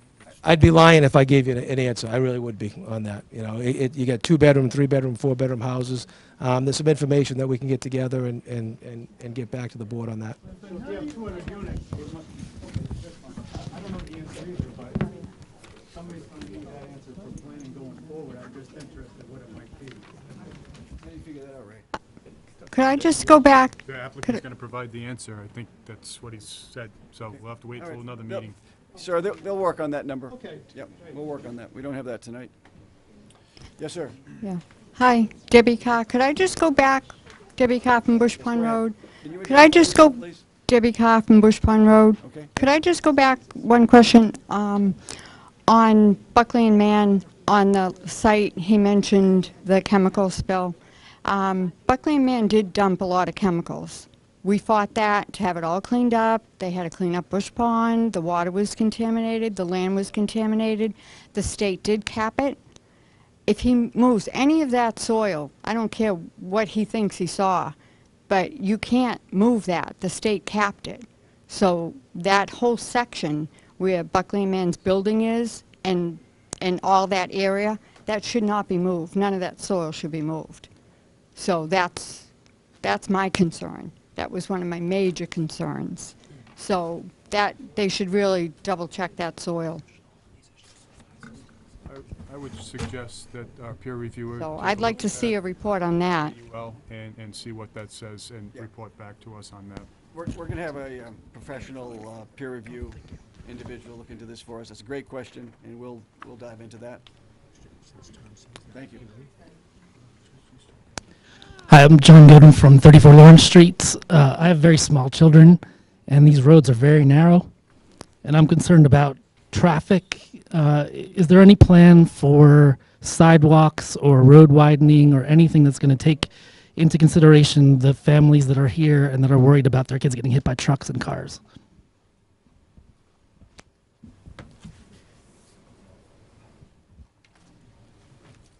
We do have some improvements proposed for Lawrence Street, some widening in some areas with things.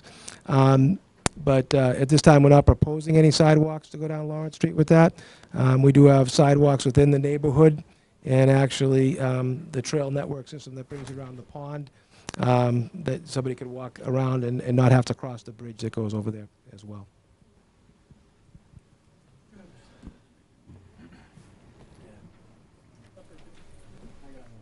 Yes, sir. Wait a minute. Yeah, is there anyone else? I want to try to get everybody at least once. Okay, yes. Yeah, can you hear me? Okay, so who's got the microphone? Okay, thanks. There it is, Yeah, I okay. just wondered if there's any studies, Larry Wilson, Lawrence Street. Have there been any studies on the impact on property values on Lawrence Street?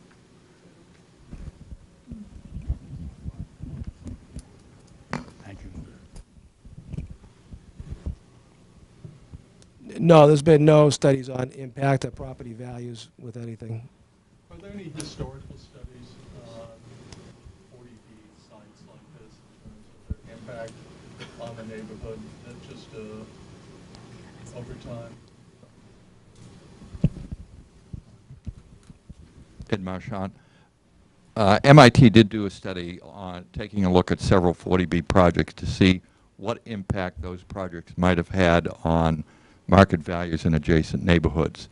The conclusion of that study was that the 40B developments had no adverse impact on market value. We can submit a copy of that MIT study to the board. A variety of sites. Okay. Another question. If the houses in the areas, wells and septic become affected, can the residents count on the developer to remediate the situation? And will the developer post a cash bond to ensure this remediation?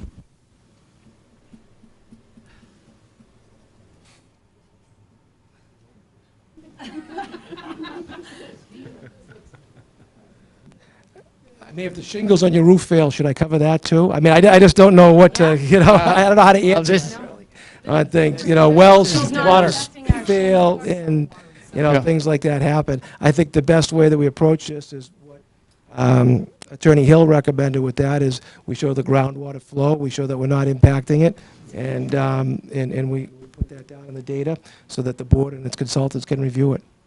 Just to clarify that, sir, there are reliable ways to model and predict impacts from septic systems, drainage systems, on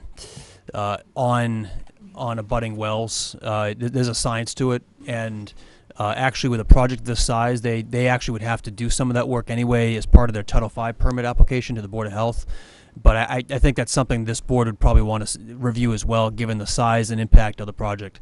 So there is ways to study whether or not there's likely to be an impact on wells and the health of the pond.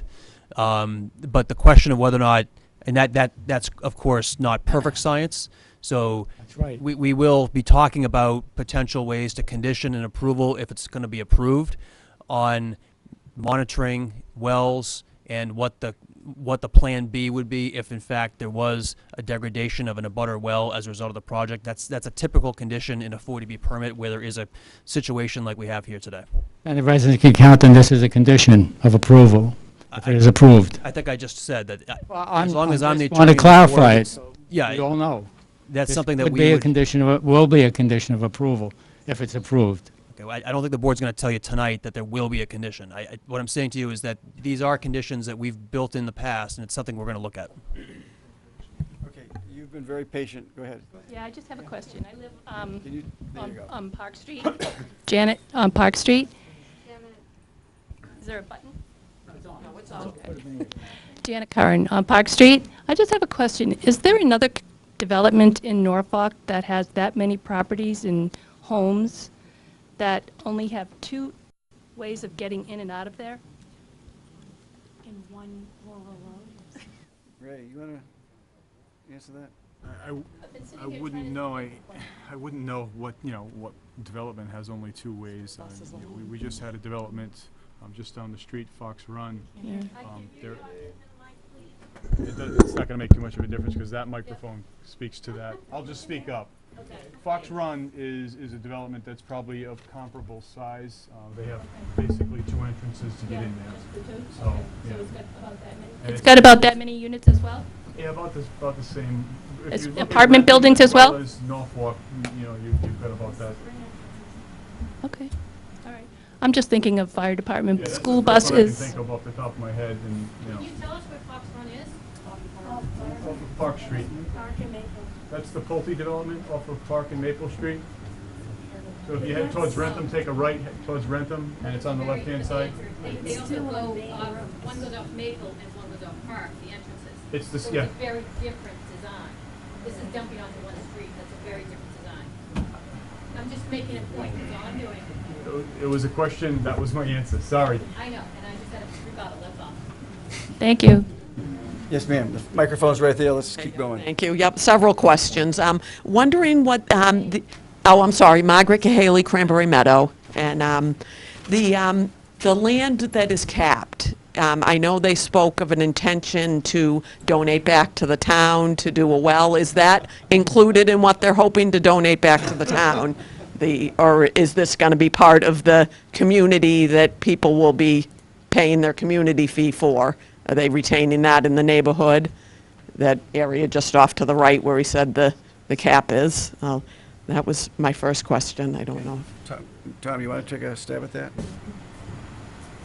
The AUL area Yes, is long-term. part of the open space area. Mhm. It's not a huge site. You know how many acres it is by any chance, Rick? 5 or 6, I guess. 5 or 6 out of the total 140 on that. And that is in the open space area on things. That's, like I said, up for discussion, whether it's going to be a conservation restriction or it would be open space that the town would be interested in. Okay, thank you. Did you have a follow-up question? Yes, I do. I'm wondering if someone can show me on the map where the giant septic system for the apartment buildings would be located. I just feel like that's going to be a lot of digging up that I don't see anywhere, that I feel the large one for the 48 units. It would actually be in this area right here. Okay, that is why you're retaining that open space for, okay, thank you. Okay, let me, and Peg, I'll get to you in a minute. I've got to give some other people a chance to ask questions. Yes, ma'am. Lucia Olson, Cranberry Meadow. Do you have can you grab the microphone, please? Thank you. Lucia Olson, Cranberry Meadow. So my concern is Lawrence Street. I know we've talked about some improvements to Lawrence, but also as it goes into Franklin, Mill Street is a really dangerous road.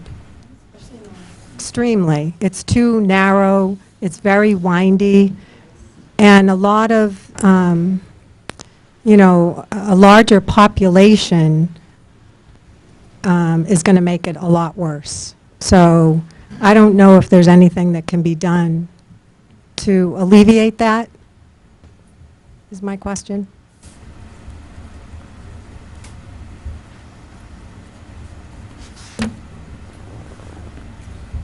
Do you want to try to address that when we do traffic studies? Yes, I think the traffic engineer would be the best one to answer that. Okay, we'll be doing a very detailed traffic study of all the roadway systems around there, so that's probably the appropriate time to take a hard look at that. Do you know the date when the traffic meeting will be? We'll be setting that soon, yeah. Recommend changing the peak hours? Yes, sir? Can you grab a microphone, please? No, I don't need it. Okay. Well, there are people watching on TV at home that need to hear your question, so that's the need for the microphone. Arthur Wagner, 67 Park Street. This is getting back to the traffic. Park Street has a traffic problem now. I mean, a lot of truck traffic. Trailer dumps, 10-wheelers, high speed, I mean, you name it. And I can't have my windows open, really, and watch any kind of television in my family room, or even carry on a conversation. So I can't conceive of adding to that over the next 6 to 8 years.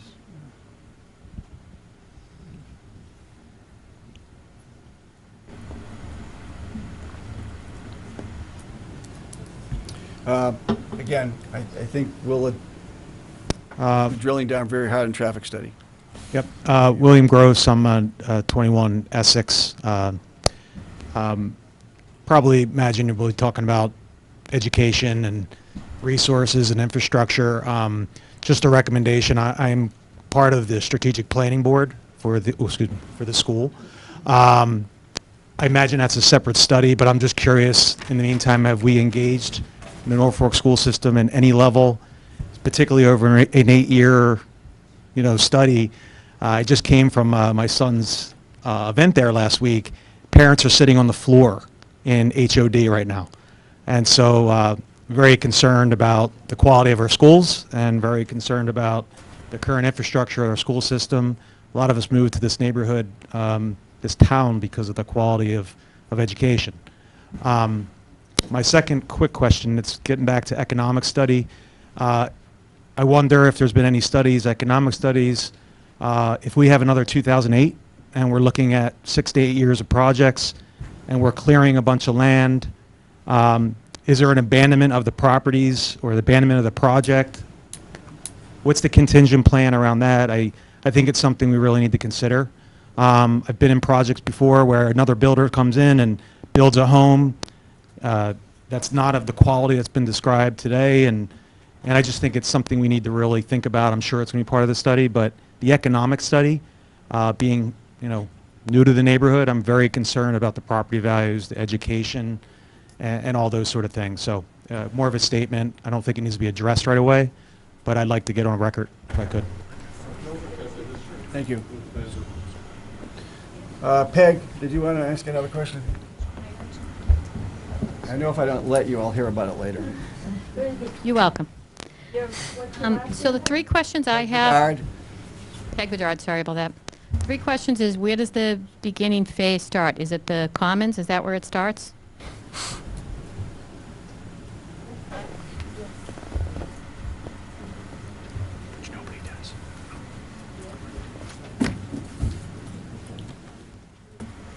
The phasing's very detailed with everything, but just to give you a quick overview with,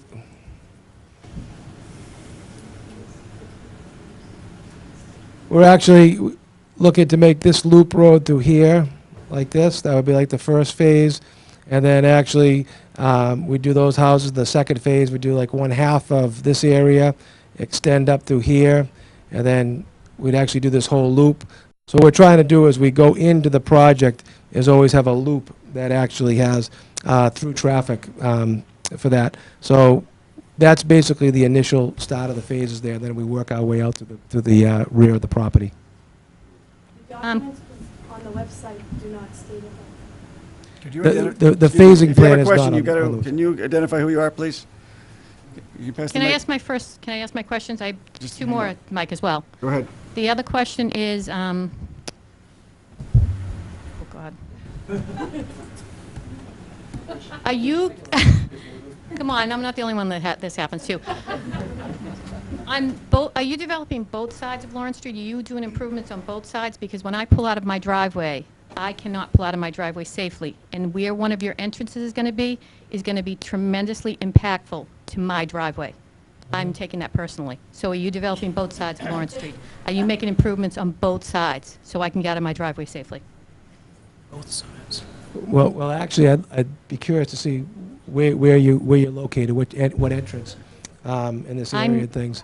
I'm near the barn. Hey, what's the address, your address? 28 Lawrence Street, I'm near the barn entrance. Right. Where there's going to be significant traffic because you have 48 units right there. Yeah. We are doing traffic improvements coming up through here, okay? When we put the water main up and doing that, and we are doing improvements in width to Lawrence Street based on the traffic study that our engineers performed with that. Particular in this area here, I'd be happy to look at in more detail what you're exactly talking about. So if it's impacting my getting out of my driveway, you're willing to change something? I'm willing to look at it with you and see what's going on. But that's not willing to change anything. There's a big difference. That wording's very nice, but it's not what I asked you.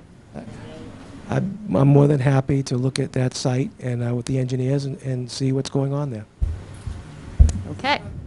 And then to piggyback on this man's, going out to Park Street is extremely dangerous currently. It's a very dangerous street. There is a hill that leads down to the ponds. Of course, no one follows the speed limit, and they're going downhill. So that's something to just note when you're doing the traffic study.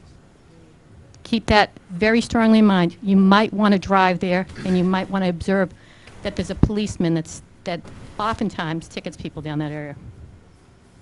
It's very dangerous. Okay. Yes, ma'am.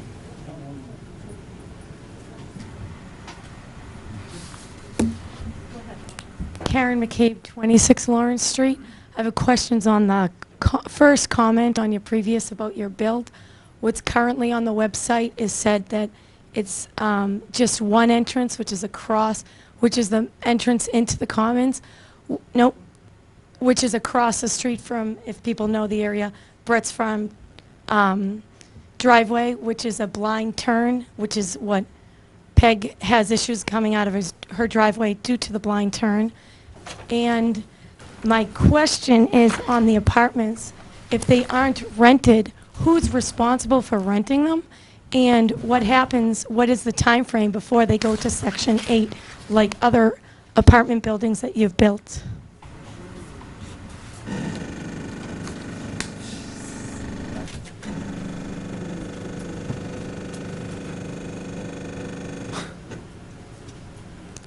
I'm not sure what you may be talking about, but we don't have any other apartment buildings that we've built. None have gone to Section 8 because I haven't built any other apartment buildings. These are small, single-family houses, and there's no intention or anything else to go to Section 8. But what's the time frame if they aren't rented? The full-price ones, not the low income, because those will rent, but a large, I mean, this is 2.5 miles from the train station. I think actually 3, but it's not walkable, and it's not a huge rental community.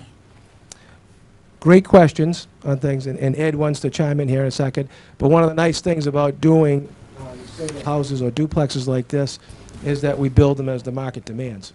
We don't have to build 24 of them. We can build 10 or 12. When those are leased, then we build 10 or 12 more. So I think that goes back to the abandonment then. No, that's just, I'd say prudent building. And as Tom said, this building type allows you to phase it based upon market demands. I would argue that with only 48 units, and remember, these units have a competitive advantage. They're more like houses as opposed to garden apartment buildings or mid-rise buildings. I think there's going to be strong demand. And what market developers do is they're smart.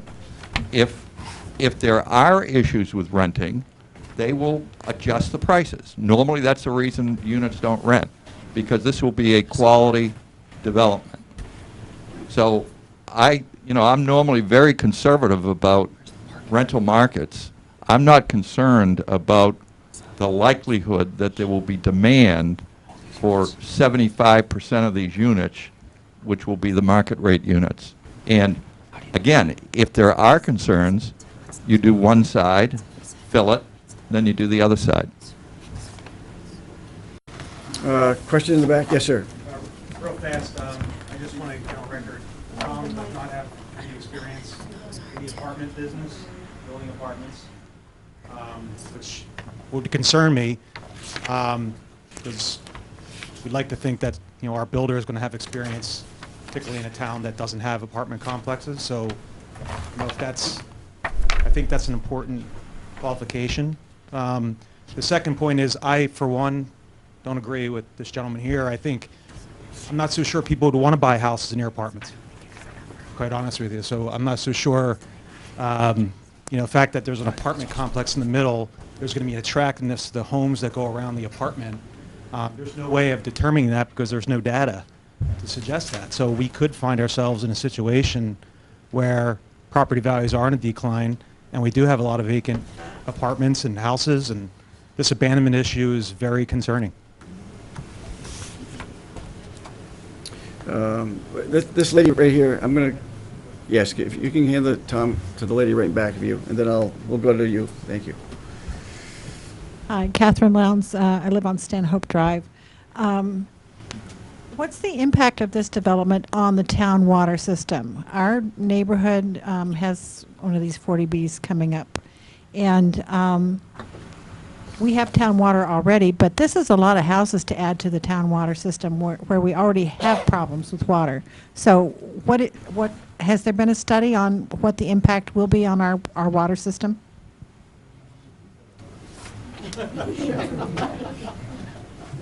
Ray, do you want to try to chime in on that? Or?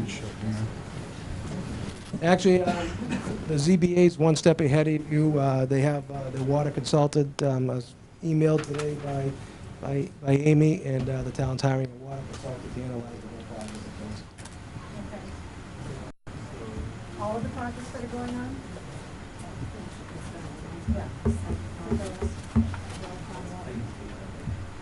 I can't speak for that, but they're hiring a water consultant to analyze the capacity of the town to handle this project, and I'm sure they'll take into account the entire town. All the ongoing projects get factored in. I don't know. Yes, they do. They do. What was the question? I said all the ongoing projects have to be factored into the water study. I think that's true. Can you repeat the question? No, I was just saying, all the other projects get factored into the current water study. They'll take into consideration what's going on in the town at this time. No, I understand. I'm just saying, but they will have to make an acknowledgement that they know about the other projects when they do their study. Yes, sir.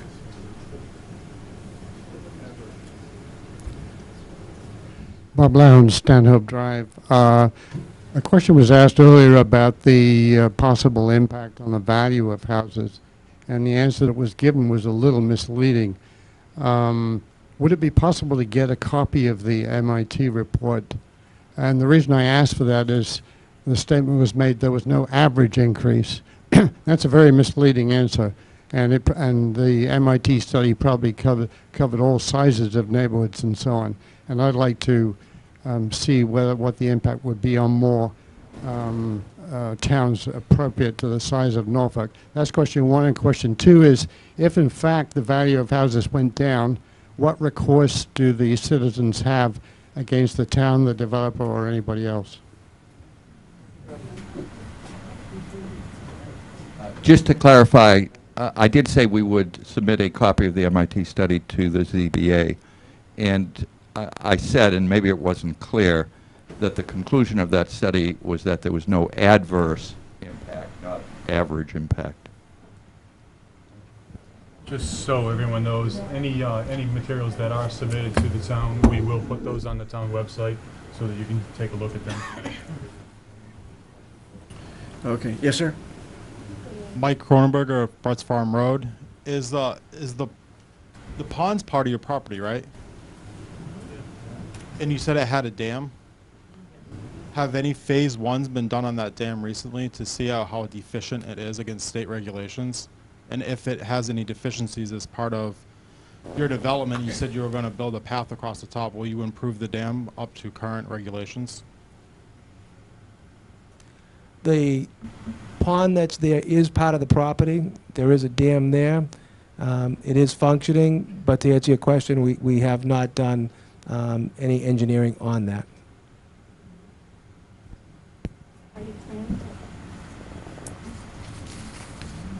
Can I ask a question?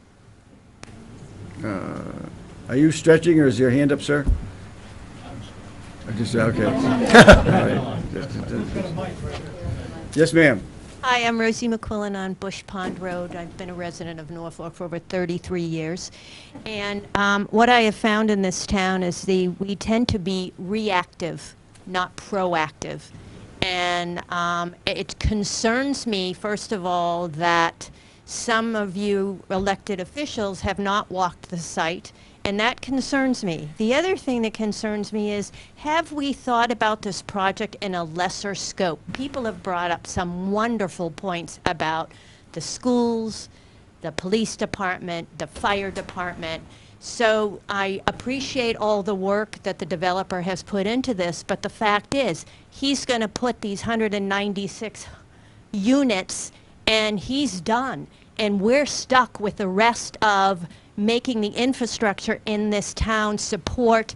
Even if you took 200 more students or 300 more students that are going to end up in those buildings, trust me, it's not retirees that are going to move into those 4-bedroom homes. So I think that's one of my questions. The other thing is, you said your time frame was only a 6-month time frame. What happens if you haven't been able to answer all these questions? There seems to be a lot of missing pieces, and your scope of looking at this is a 6-month turnaround. Am I incorrect on that, or correct? It's not our decision to make. Wow, this microphone is really loud. What happened? The 6-month period is not something that we chose or what we set. It's set by the state. So if we don't close the hearing in 6 months, the applicant can run to the state and say this board was delaying the process and ask for a permit to be issued by the State Housing Appeals Committee. So that we have to work within the confines of the 6-month deadline of the state. That being said, if the applicant hasn't provided us with all the information that we've reasonably requested, we can argue that that 6-month period should be told to allow for us to get additional information that we need to make a correct decision.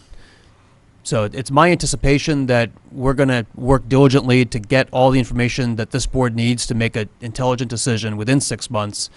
And if for whatever reason that doesn't work, we're going to ask the applicant to cooperate with us to extend that period of time, or we'll ask the or will, if necessary, we'll ask the state for that additional period of time. But I think that's something that we can address once we get to that point. Again, I think 6 months, it is a short period of time, but you've got a very dedicated board, you've got experts surrounding the board, and you've got a development team that's done this before. So it's no one is starting from scratch here. We all know what we need to do to get this job done the right way. Just in terms of your first question and how this process has started, the applicant has stated that they've been working with the town for over 3 years. There's been numerous iterations of this plan. One that I recall encompassed the entire parcel, so over 100 acres, and it had entrances on either side of the river, river crossings, etc. Another iteration had over 300 units of housing. As they stated in their application, I've worked with them during this period of time. I've walked the site.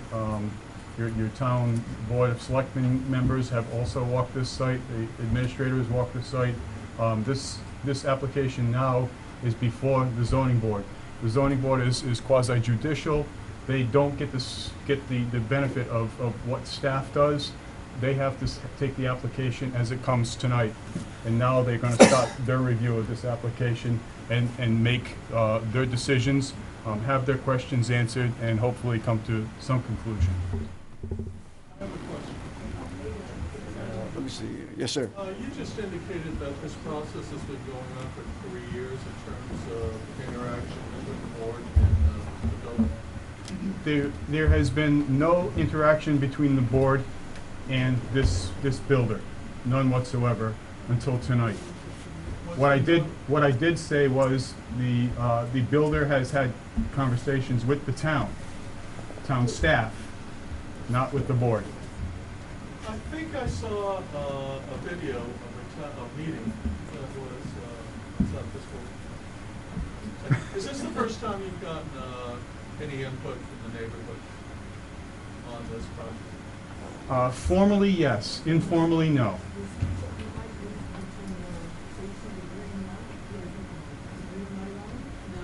Okay, thank you. Peg?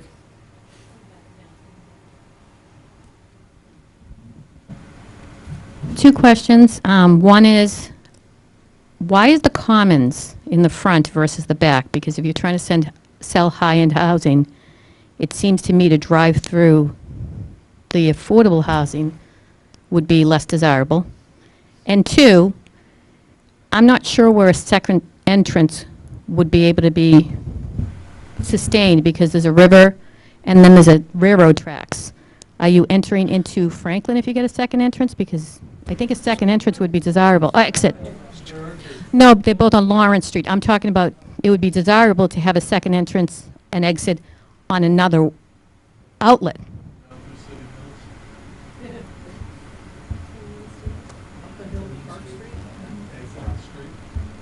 It would really be desirable to take the load off of Lawrence Street in some way, and I do think flipping the affordable housing back might sell the properties better. As the town planner stated, we did have multiple revisions of this plan. Some were upward of close to 300 units. We did have roads that network through the entire site, all 200 acres and things. And the plans you see before you tonight are actually a result of multiple meetings with multiple people in the town here with things. And trying to make that common and work with the landscape architects. And also, you know, some of the larger homes would actually be tucked in the back there because they're, you know, they're adjacent to some of the open space. They have nothing behind them with that. And this was a cooperative effort that actually got us to this plan with things. The site does have 2 entrances, and you know, the loading on Lawrence Street, I'm sure will be addressed in the traffic studies. Yes, sir. Yes, Mike Judici, Eagle Drive. Just a couple comments, more so than a question, to address some of the questions that were raised earlier. In terms of school-aged children, the information that was submitted by the applicant indicated approximately 118 school-aged children as a result of this development. I personally think that number is very low. It was based on a Rutgers University study. I'm not sure if that's an industry standard to use that study, but the numbers seemed very low to me. 118 kids, that's 6 additional classrooms, and as we all know, we just don't have that capacity in either of our schools in town. Secondly, in terms of the traffic, I realize we'll have a separate meeting to drill down into the traffic study that was done. Just so to put it into context so people understand how much of an impact this would have, based on the traffic study, we're talking about an additional almost 2,000 vehicle trips per day on Lawrence Street, as opposed to the 850 some odd vehicle trips under existing conditions. So it's more than double what's there now. So you're effectively tripling the traffic on Lawrence Street.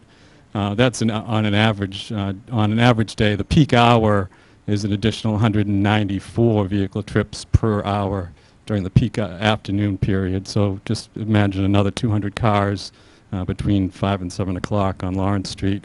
As we all know, a lot of people walk down Lawrence to the ponds and do some fishing and some swan watching, including kids. If there's no plan to widen the road and put a sidewalk in for safety's sake, I just can't imagine that amount of traffic dumping out onto Lawrence Street. Could be a condition.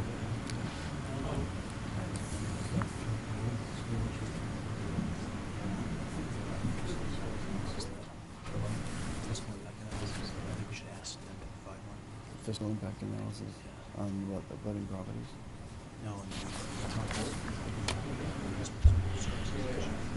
it's a common study that they can prepare that shows the cost to the town as well as the net revenue. All right, you want to bring that up? There's been several comments tonight about the impact of this project on the Norfolk schools, on infrastructure. Have you guys prepared any fiscal impact analysis for this project?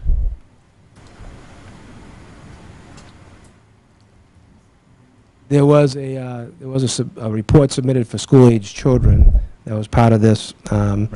If you're looking for something more specific, we'd be happy to give that to you. Okay, I think the board would be interested in seeing that type of analysis for the project. I know Ed's done those in the past or has reviewed them in the past. It's a fairly common data compilation that can be provided to a town, so the town can plan for the impact of a project like this, both on cost to the town as well as whatever net tax revenue might be generated from the development.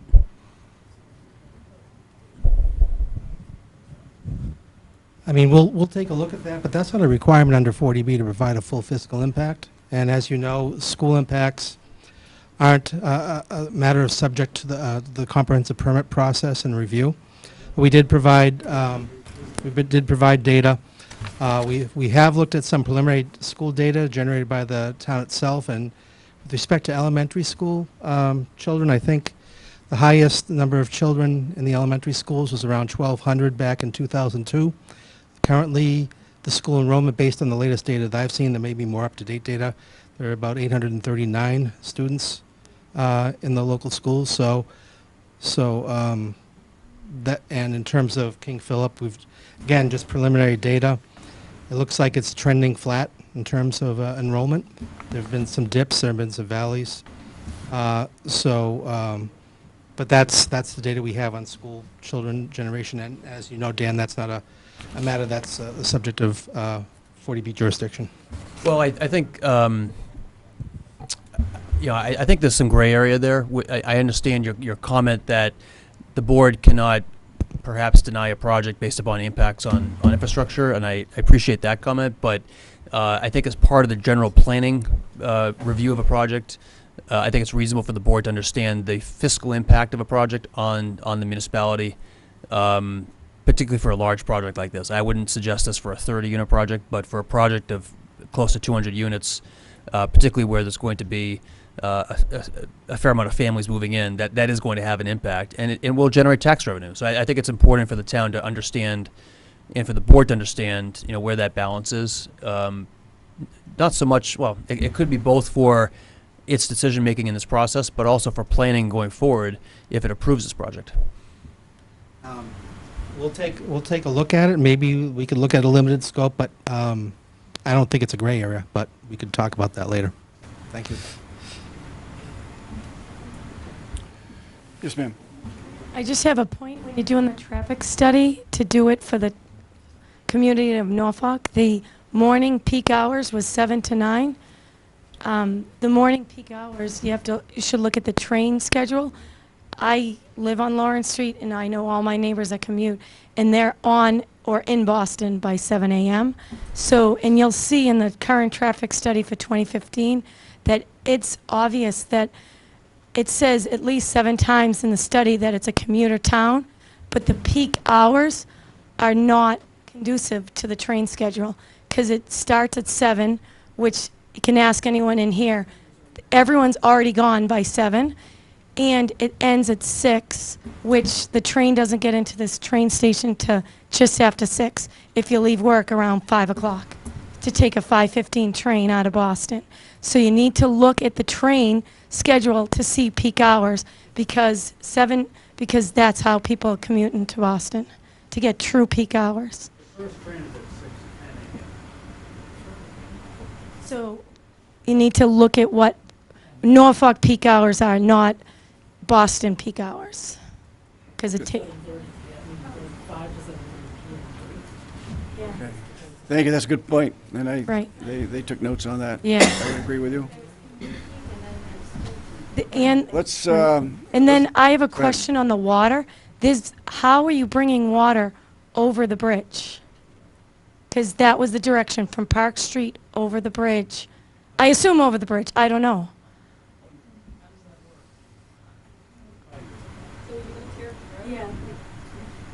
No, under the road? But, so the swans won't be able to swim under the bridge? Yes, when we're done with the water installation, we will do that. So no, water's got to flow over the bridge. I know. Okay. Maybe the engineer can explain that the pipe is going to be hung under the bridge, is that right? That's why we don't have What we were proposing to do is excavate under the bridge and run the water service under the bridge, under the level of where the water flows currently. Under the water? Yes. And then it'll come back up and maintain a depth of about 5 feet as we go down the remainder of Lawrence Street.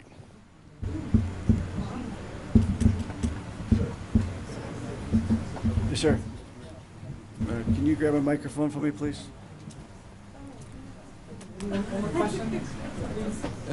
Just quickly, again, Mike Judici, Eagle Drive. There was some mention earlier about the town potentially going after a grant to widen the bridge, replace the bridge. Obviously, it's a 100-year-old bridge. Is this project moving forward contingent upon that bridge getting replaced and widened? Because certainly, I mean, it's about 18 feet wide from abutment to abutment on that road, and you're certainly not going to be able to handle that much traffic, let alone, as people brought up earlier, all of the all the trucks. And I did notice cuts of over 60 feet on the site, so I'm assuming there's a lot of material leaving the site, a lot of trucks going over that bridge. I was hoping Ray would, did Ray leave or is he coming back? He just stepped out for a It's second. a question from the town planner. He's been involved in the discussions with Mr. DePlacido. He can probably answer that better than we can at this point. Peg, one more question? So it's compound. Butting on the bridge, or jumping on the bridge question, that bridge, you actually have to stop to let traffic go both ways. You can't have traffic going both ways currently. Tons of ice in the winter. And how long will that interruption, how long are they going to be digging up our roads before we actually have our roads accessible to us? Is it going to be many years? Rick, you want to try to take a stab at that?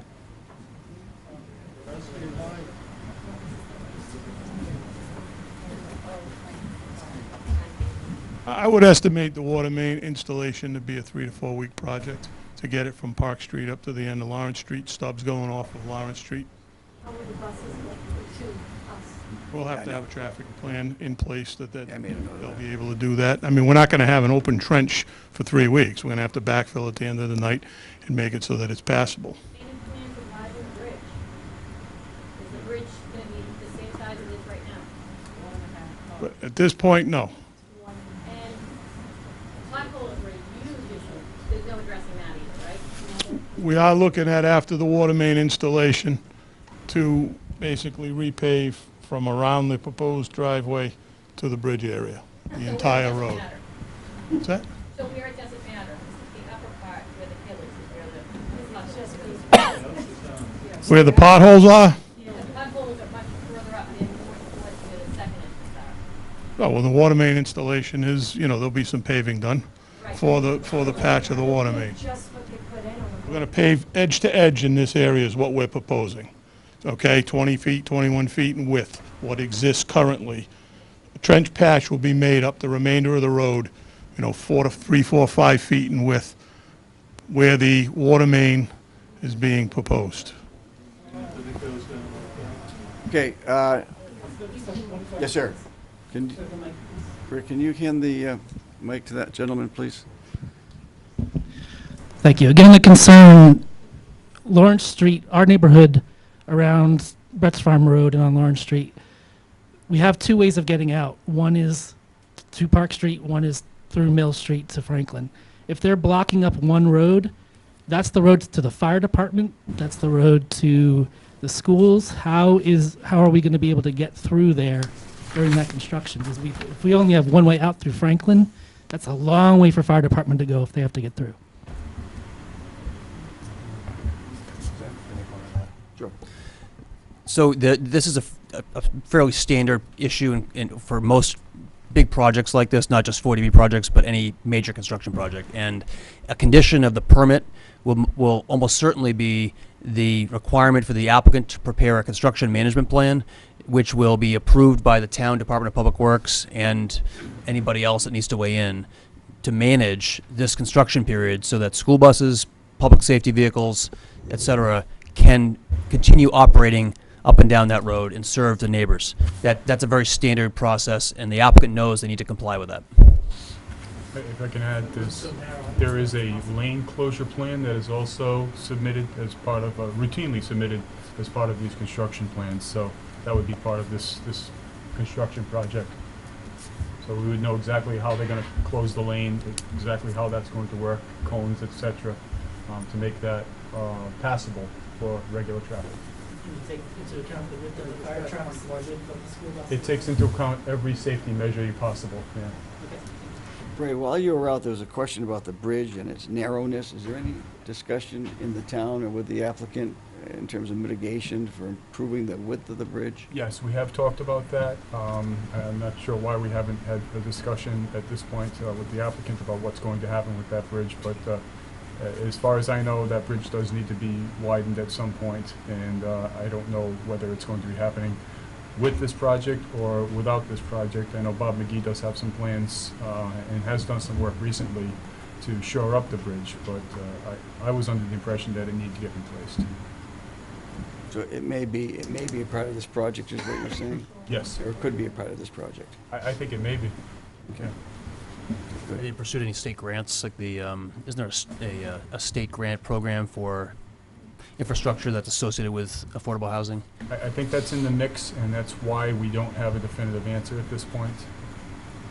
Okay, so to answer your question, we are looking into that. Yes, sir?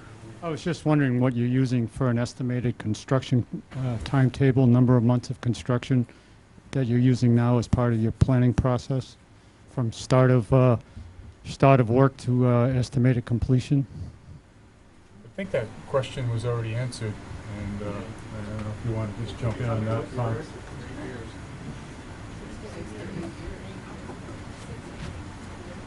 As part of our discussions with the town and things is actually a phased development that we'd open up certain sections at a time and develop that and then move on to other sections, and that would be probably between 6 and 8 years for full build out. Okay.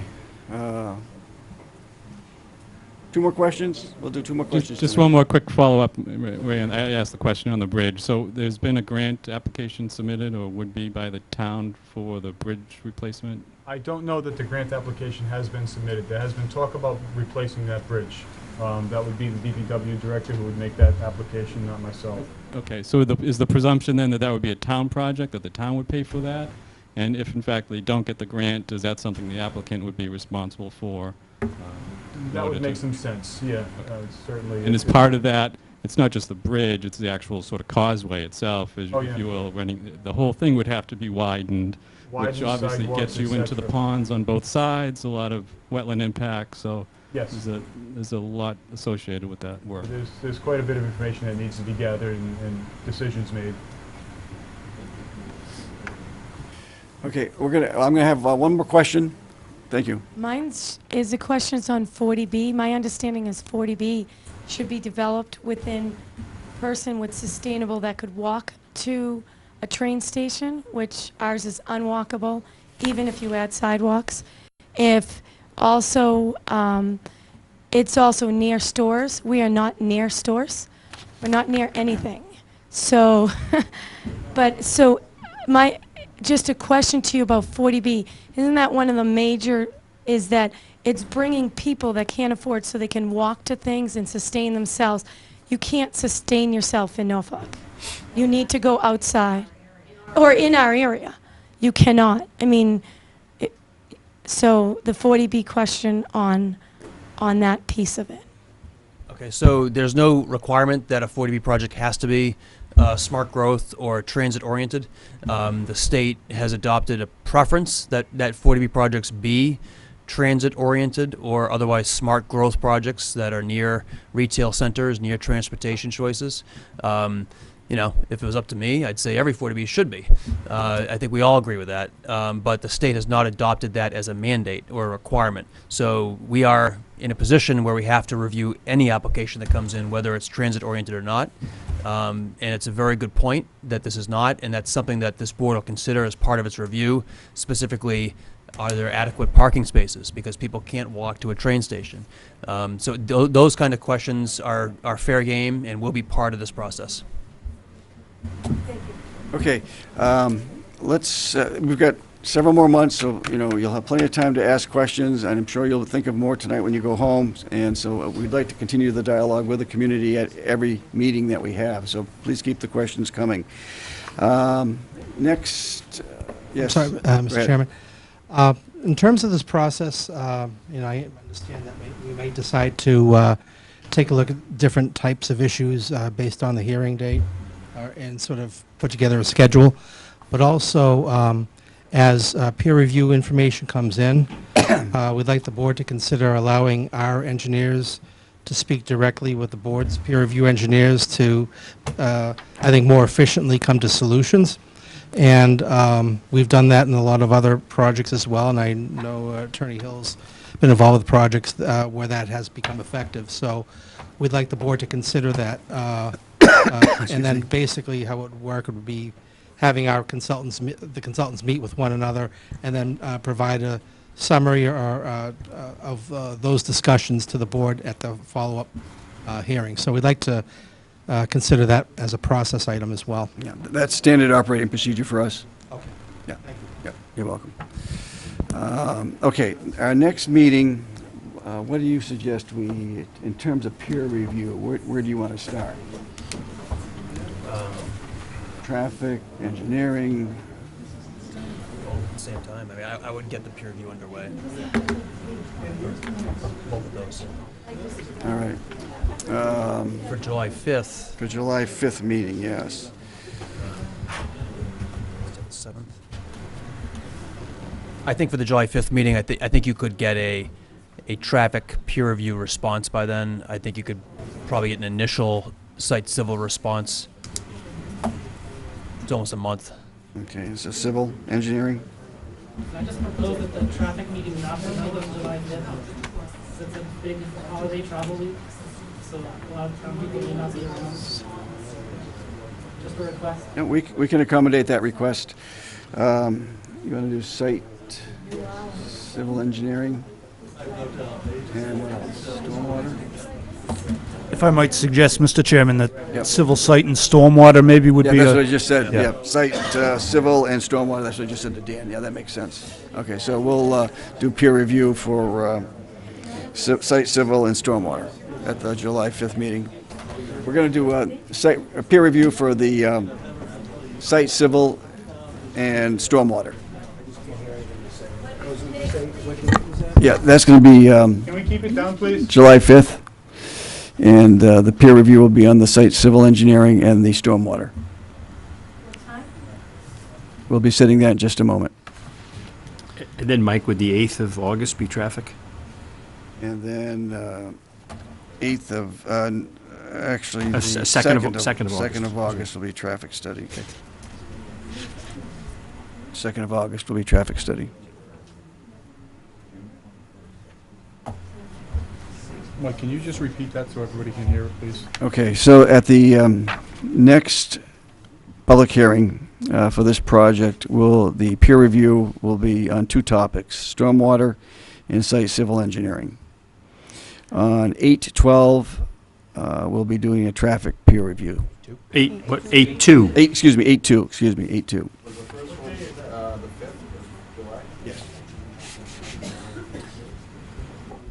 Mr. Chair, I would recommend a couple other areas of inquiry given the unique factors here. So we have a environmental contamination history on the property. I would recommend that the board have a licensed site professional provide a peer review of this angle of the project, so the board understands if there's any risks associated with the project and impacts to the environment and to abutters. That should be a fairly straightforward review. I've actually have some names of folks I can refer you to that do that work. Okay. The other suggestion I would have, just this looks like to me like a community that they're building. It's not just simply a subdivision. You know, there's a lot of common areas. There's a boathouse. There's a pond. There's open areas. There's a mix of rental and ownership. I think it would be beneficial for the board to hear from somebody who's perhaps got some experience in site design. It's maybe a mixture of landscapes / architectural design, and there are firms out there that specialize in this kind of review, this kind of development. Obviously, they spent some time developing the site, developing the way things are laid out. I mean, this property, this development is going to have a major impact on the town. It's going to result in a large population growth, and obviously, everyone wants to have a project like this that people can be proud of. So just something to think about. There are firms that can provide some review of that specific type of component of a project. And perhaps provide some suggestions on improvements if that makes sense. So you're recommending above and beyond the normal peer review, architectural peer review? Well, I think that would go hand in hand with architectural. I mean, I think that's it's all sort of one and the same. It's an overall general design review. Is that done outside of the scope of? Yeah, it's not engineering. It's not engineering. Okay. Mr. Chairman, I think that Yes, sir. Beta Group already has included site design, landscaping as part of their scope. And also, it might be worth having a look at whether they have the capability to review the environmental piece as well. I don't know if they do, or if there's someone that the town has used in the past that they're comfortable with, that's fine as well. So are you recommending site design review above and beyond what Beta will do? I didn't see the scope, so I don't know if that was. Just to be clear, right, we do have an architectural, we have civil site design. We have Glenn Fontecchio on board, who's worked with the board before on site and architectural issues. Okay. We do have LSPs in the firm, but I'll leave it up to the board. No. We can have an offline discussion and all right. That might be a deeper dive. revisit this at the next meeting. All That's right. fine. Yeah, we'll do. That's not something that needs to be done, I think, at the next meeting. I think that's just Okay. looking ahead. Okay. Good points. All right. So we have our marching orders for the next meeting. Yes, sir. Just a quick question. You had mentioned at the beginning of the meeting that you consider an alternate venue for subsequent meetings. Is that going to be the case at the library? Do you know how to? Yeah, we can contact the library and see if it's available. Okay. Yeah, we've got dates set for our public hearings, so we'll find out if the larger room is available, we'll hold the next meeting there. So, Mr. Chairman, you have to tonight set a date and place certain for the continuation of the hearing. So we could set that as this room, and then if that changes, we'll post notices so that you can find. Yeah, it'll be on the website, but. Okay. If I can just add one thing, Mike. Yes, sir. In case people don't know, if you go to the town's website, there is a town calendar. Within that town calendar, you can pick the zoning board as your board that you want to be, receive notices of all our upcoming meetings. So then you'll get an email saying that there's a meeting coming up on July 5th, and it'll have the agenda attached, so then you'll get noticed. In case you don't know, and that way you'll have that information. How soon will this information be on your website? As soon as Amy can put it on there. Yeah. Yeah, these books are all out there right now, so if you have a smartphone, you can take a peek at it right now. Okay. Thank you. Joe, can you please make a motion to continue the public hearing to a date and time specific? And I think we can do that at 7:15 in this meeting room. Make a motion that we remove the two hearings that are open right now for the comprehensive permit 40B for Preserve at Abbeville and the Abbeville Commons to July 5th at 7:15 in room 124, Town Hall. Here, a second? I second it. All in favor? Aye. Aye. Okay. Okay, thank you very much.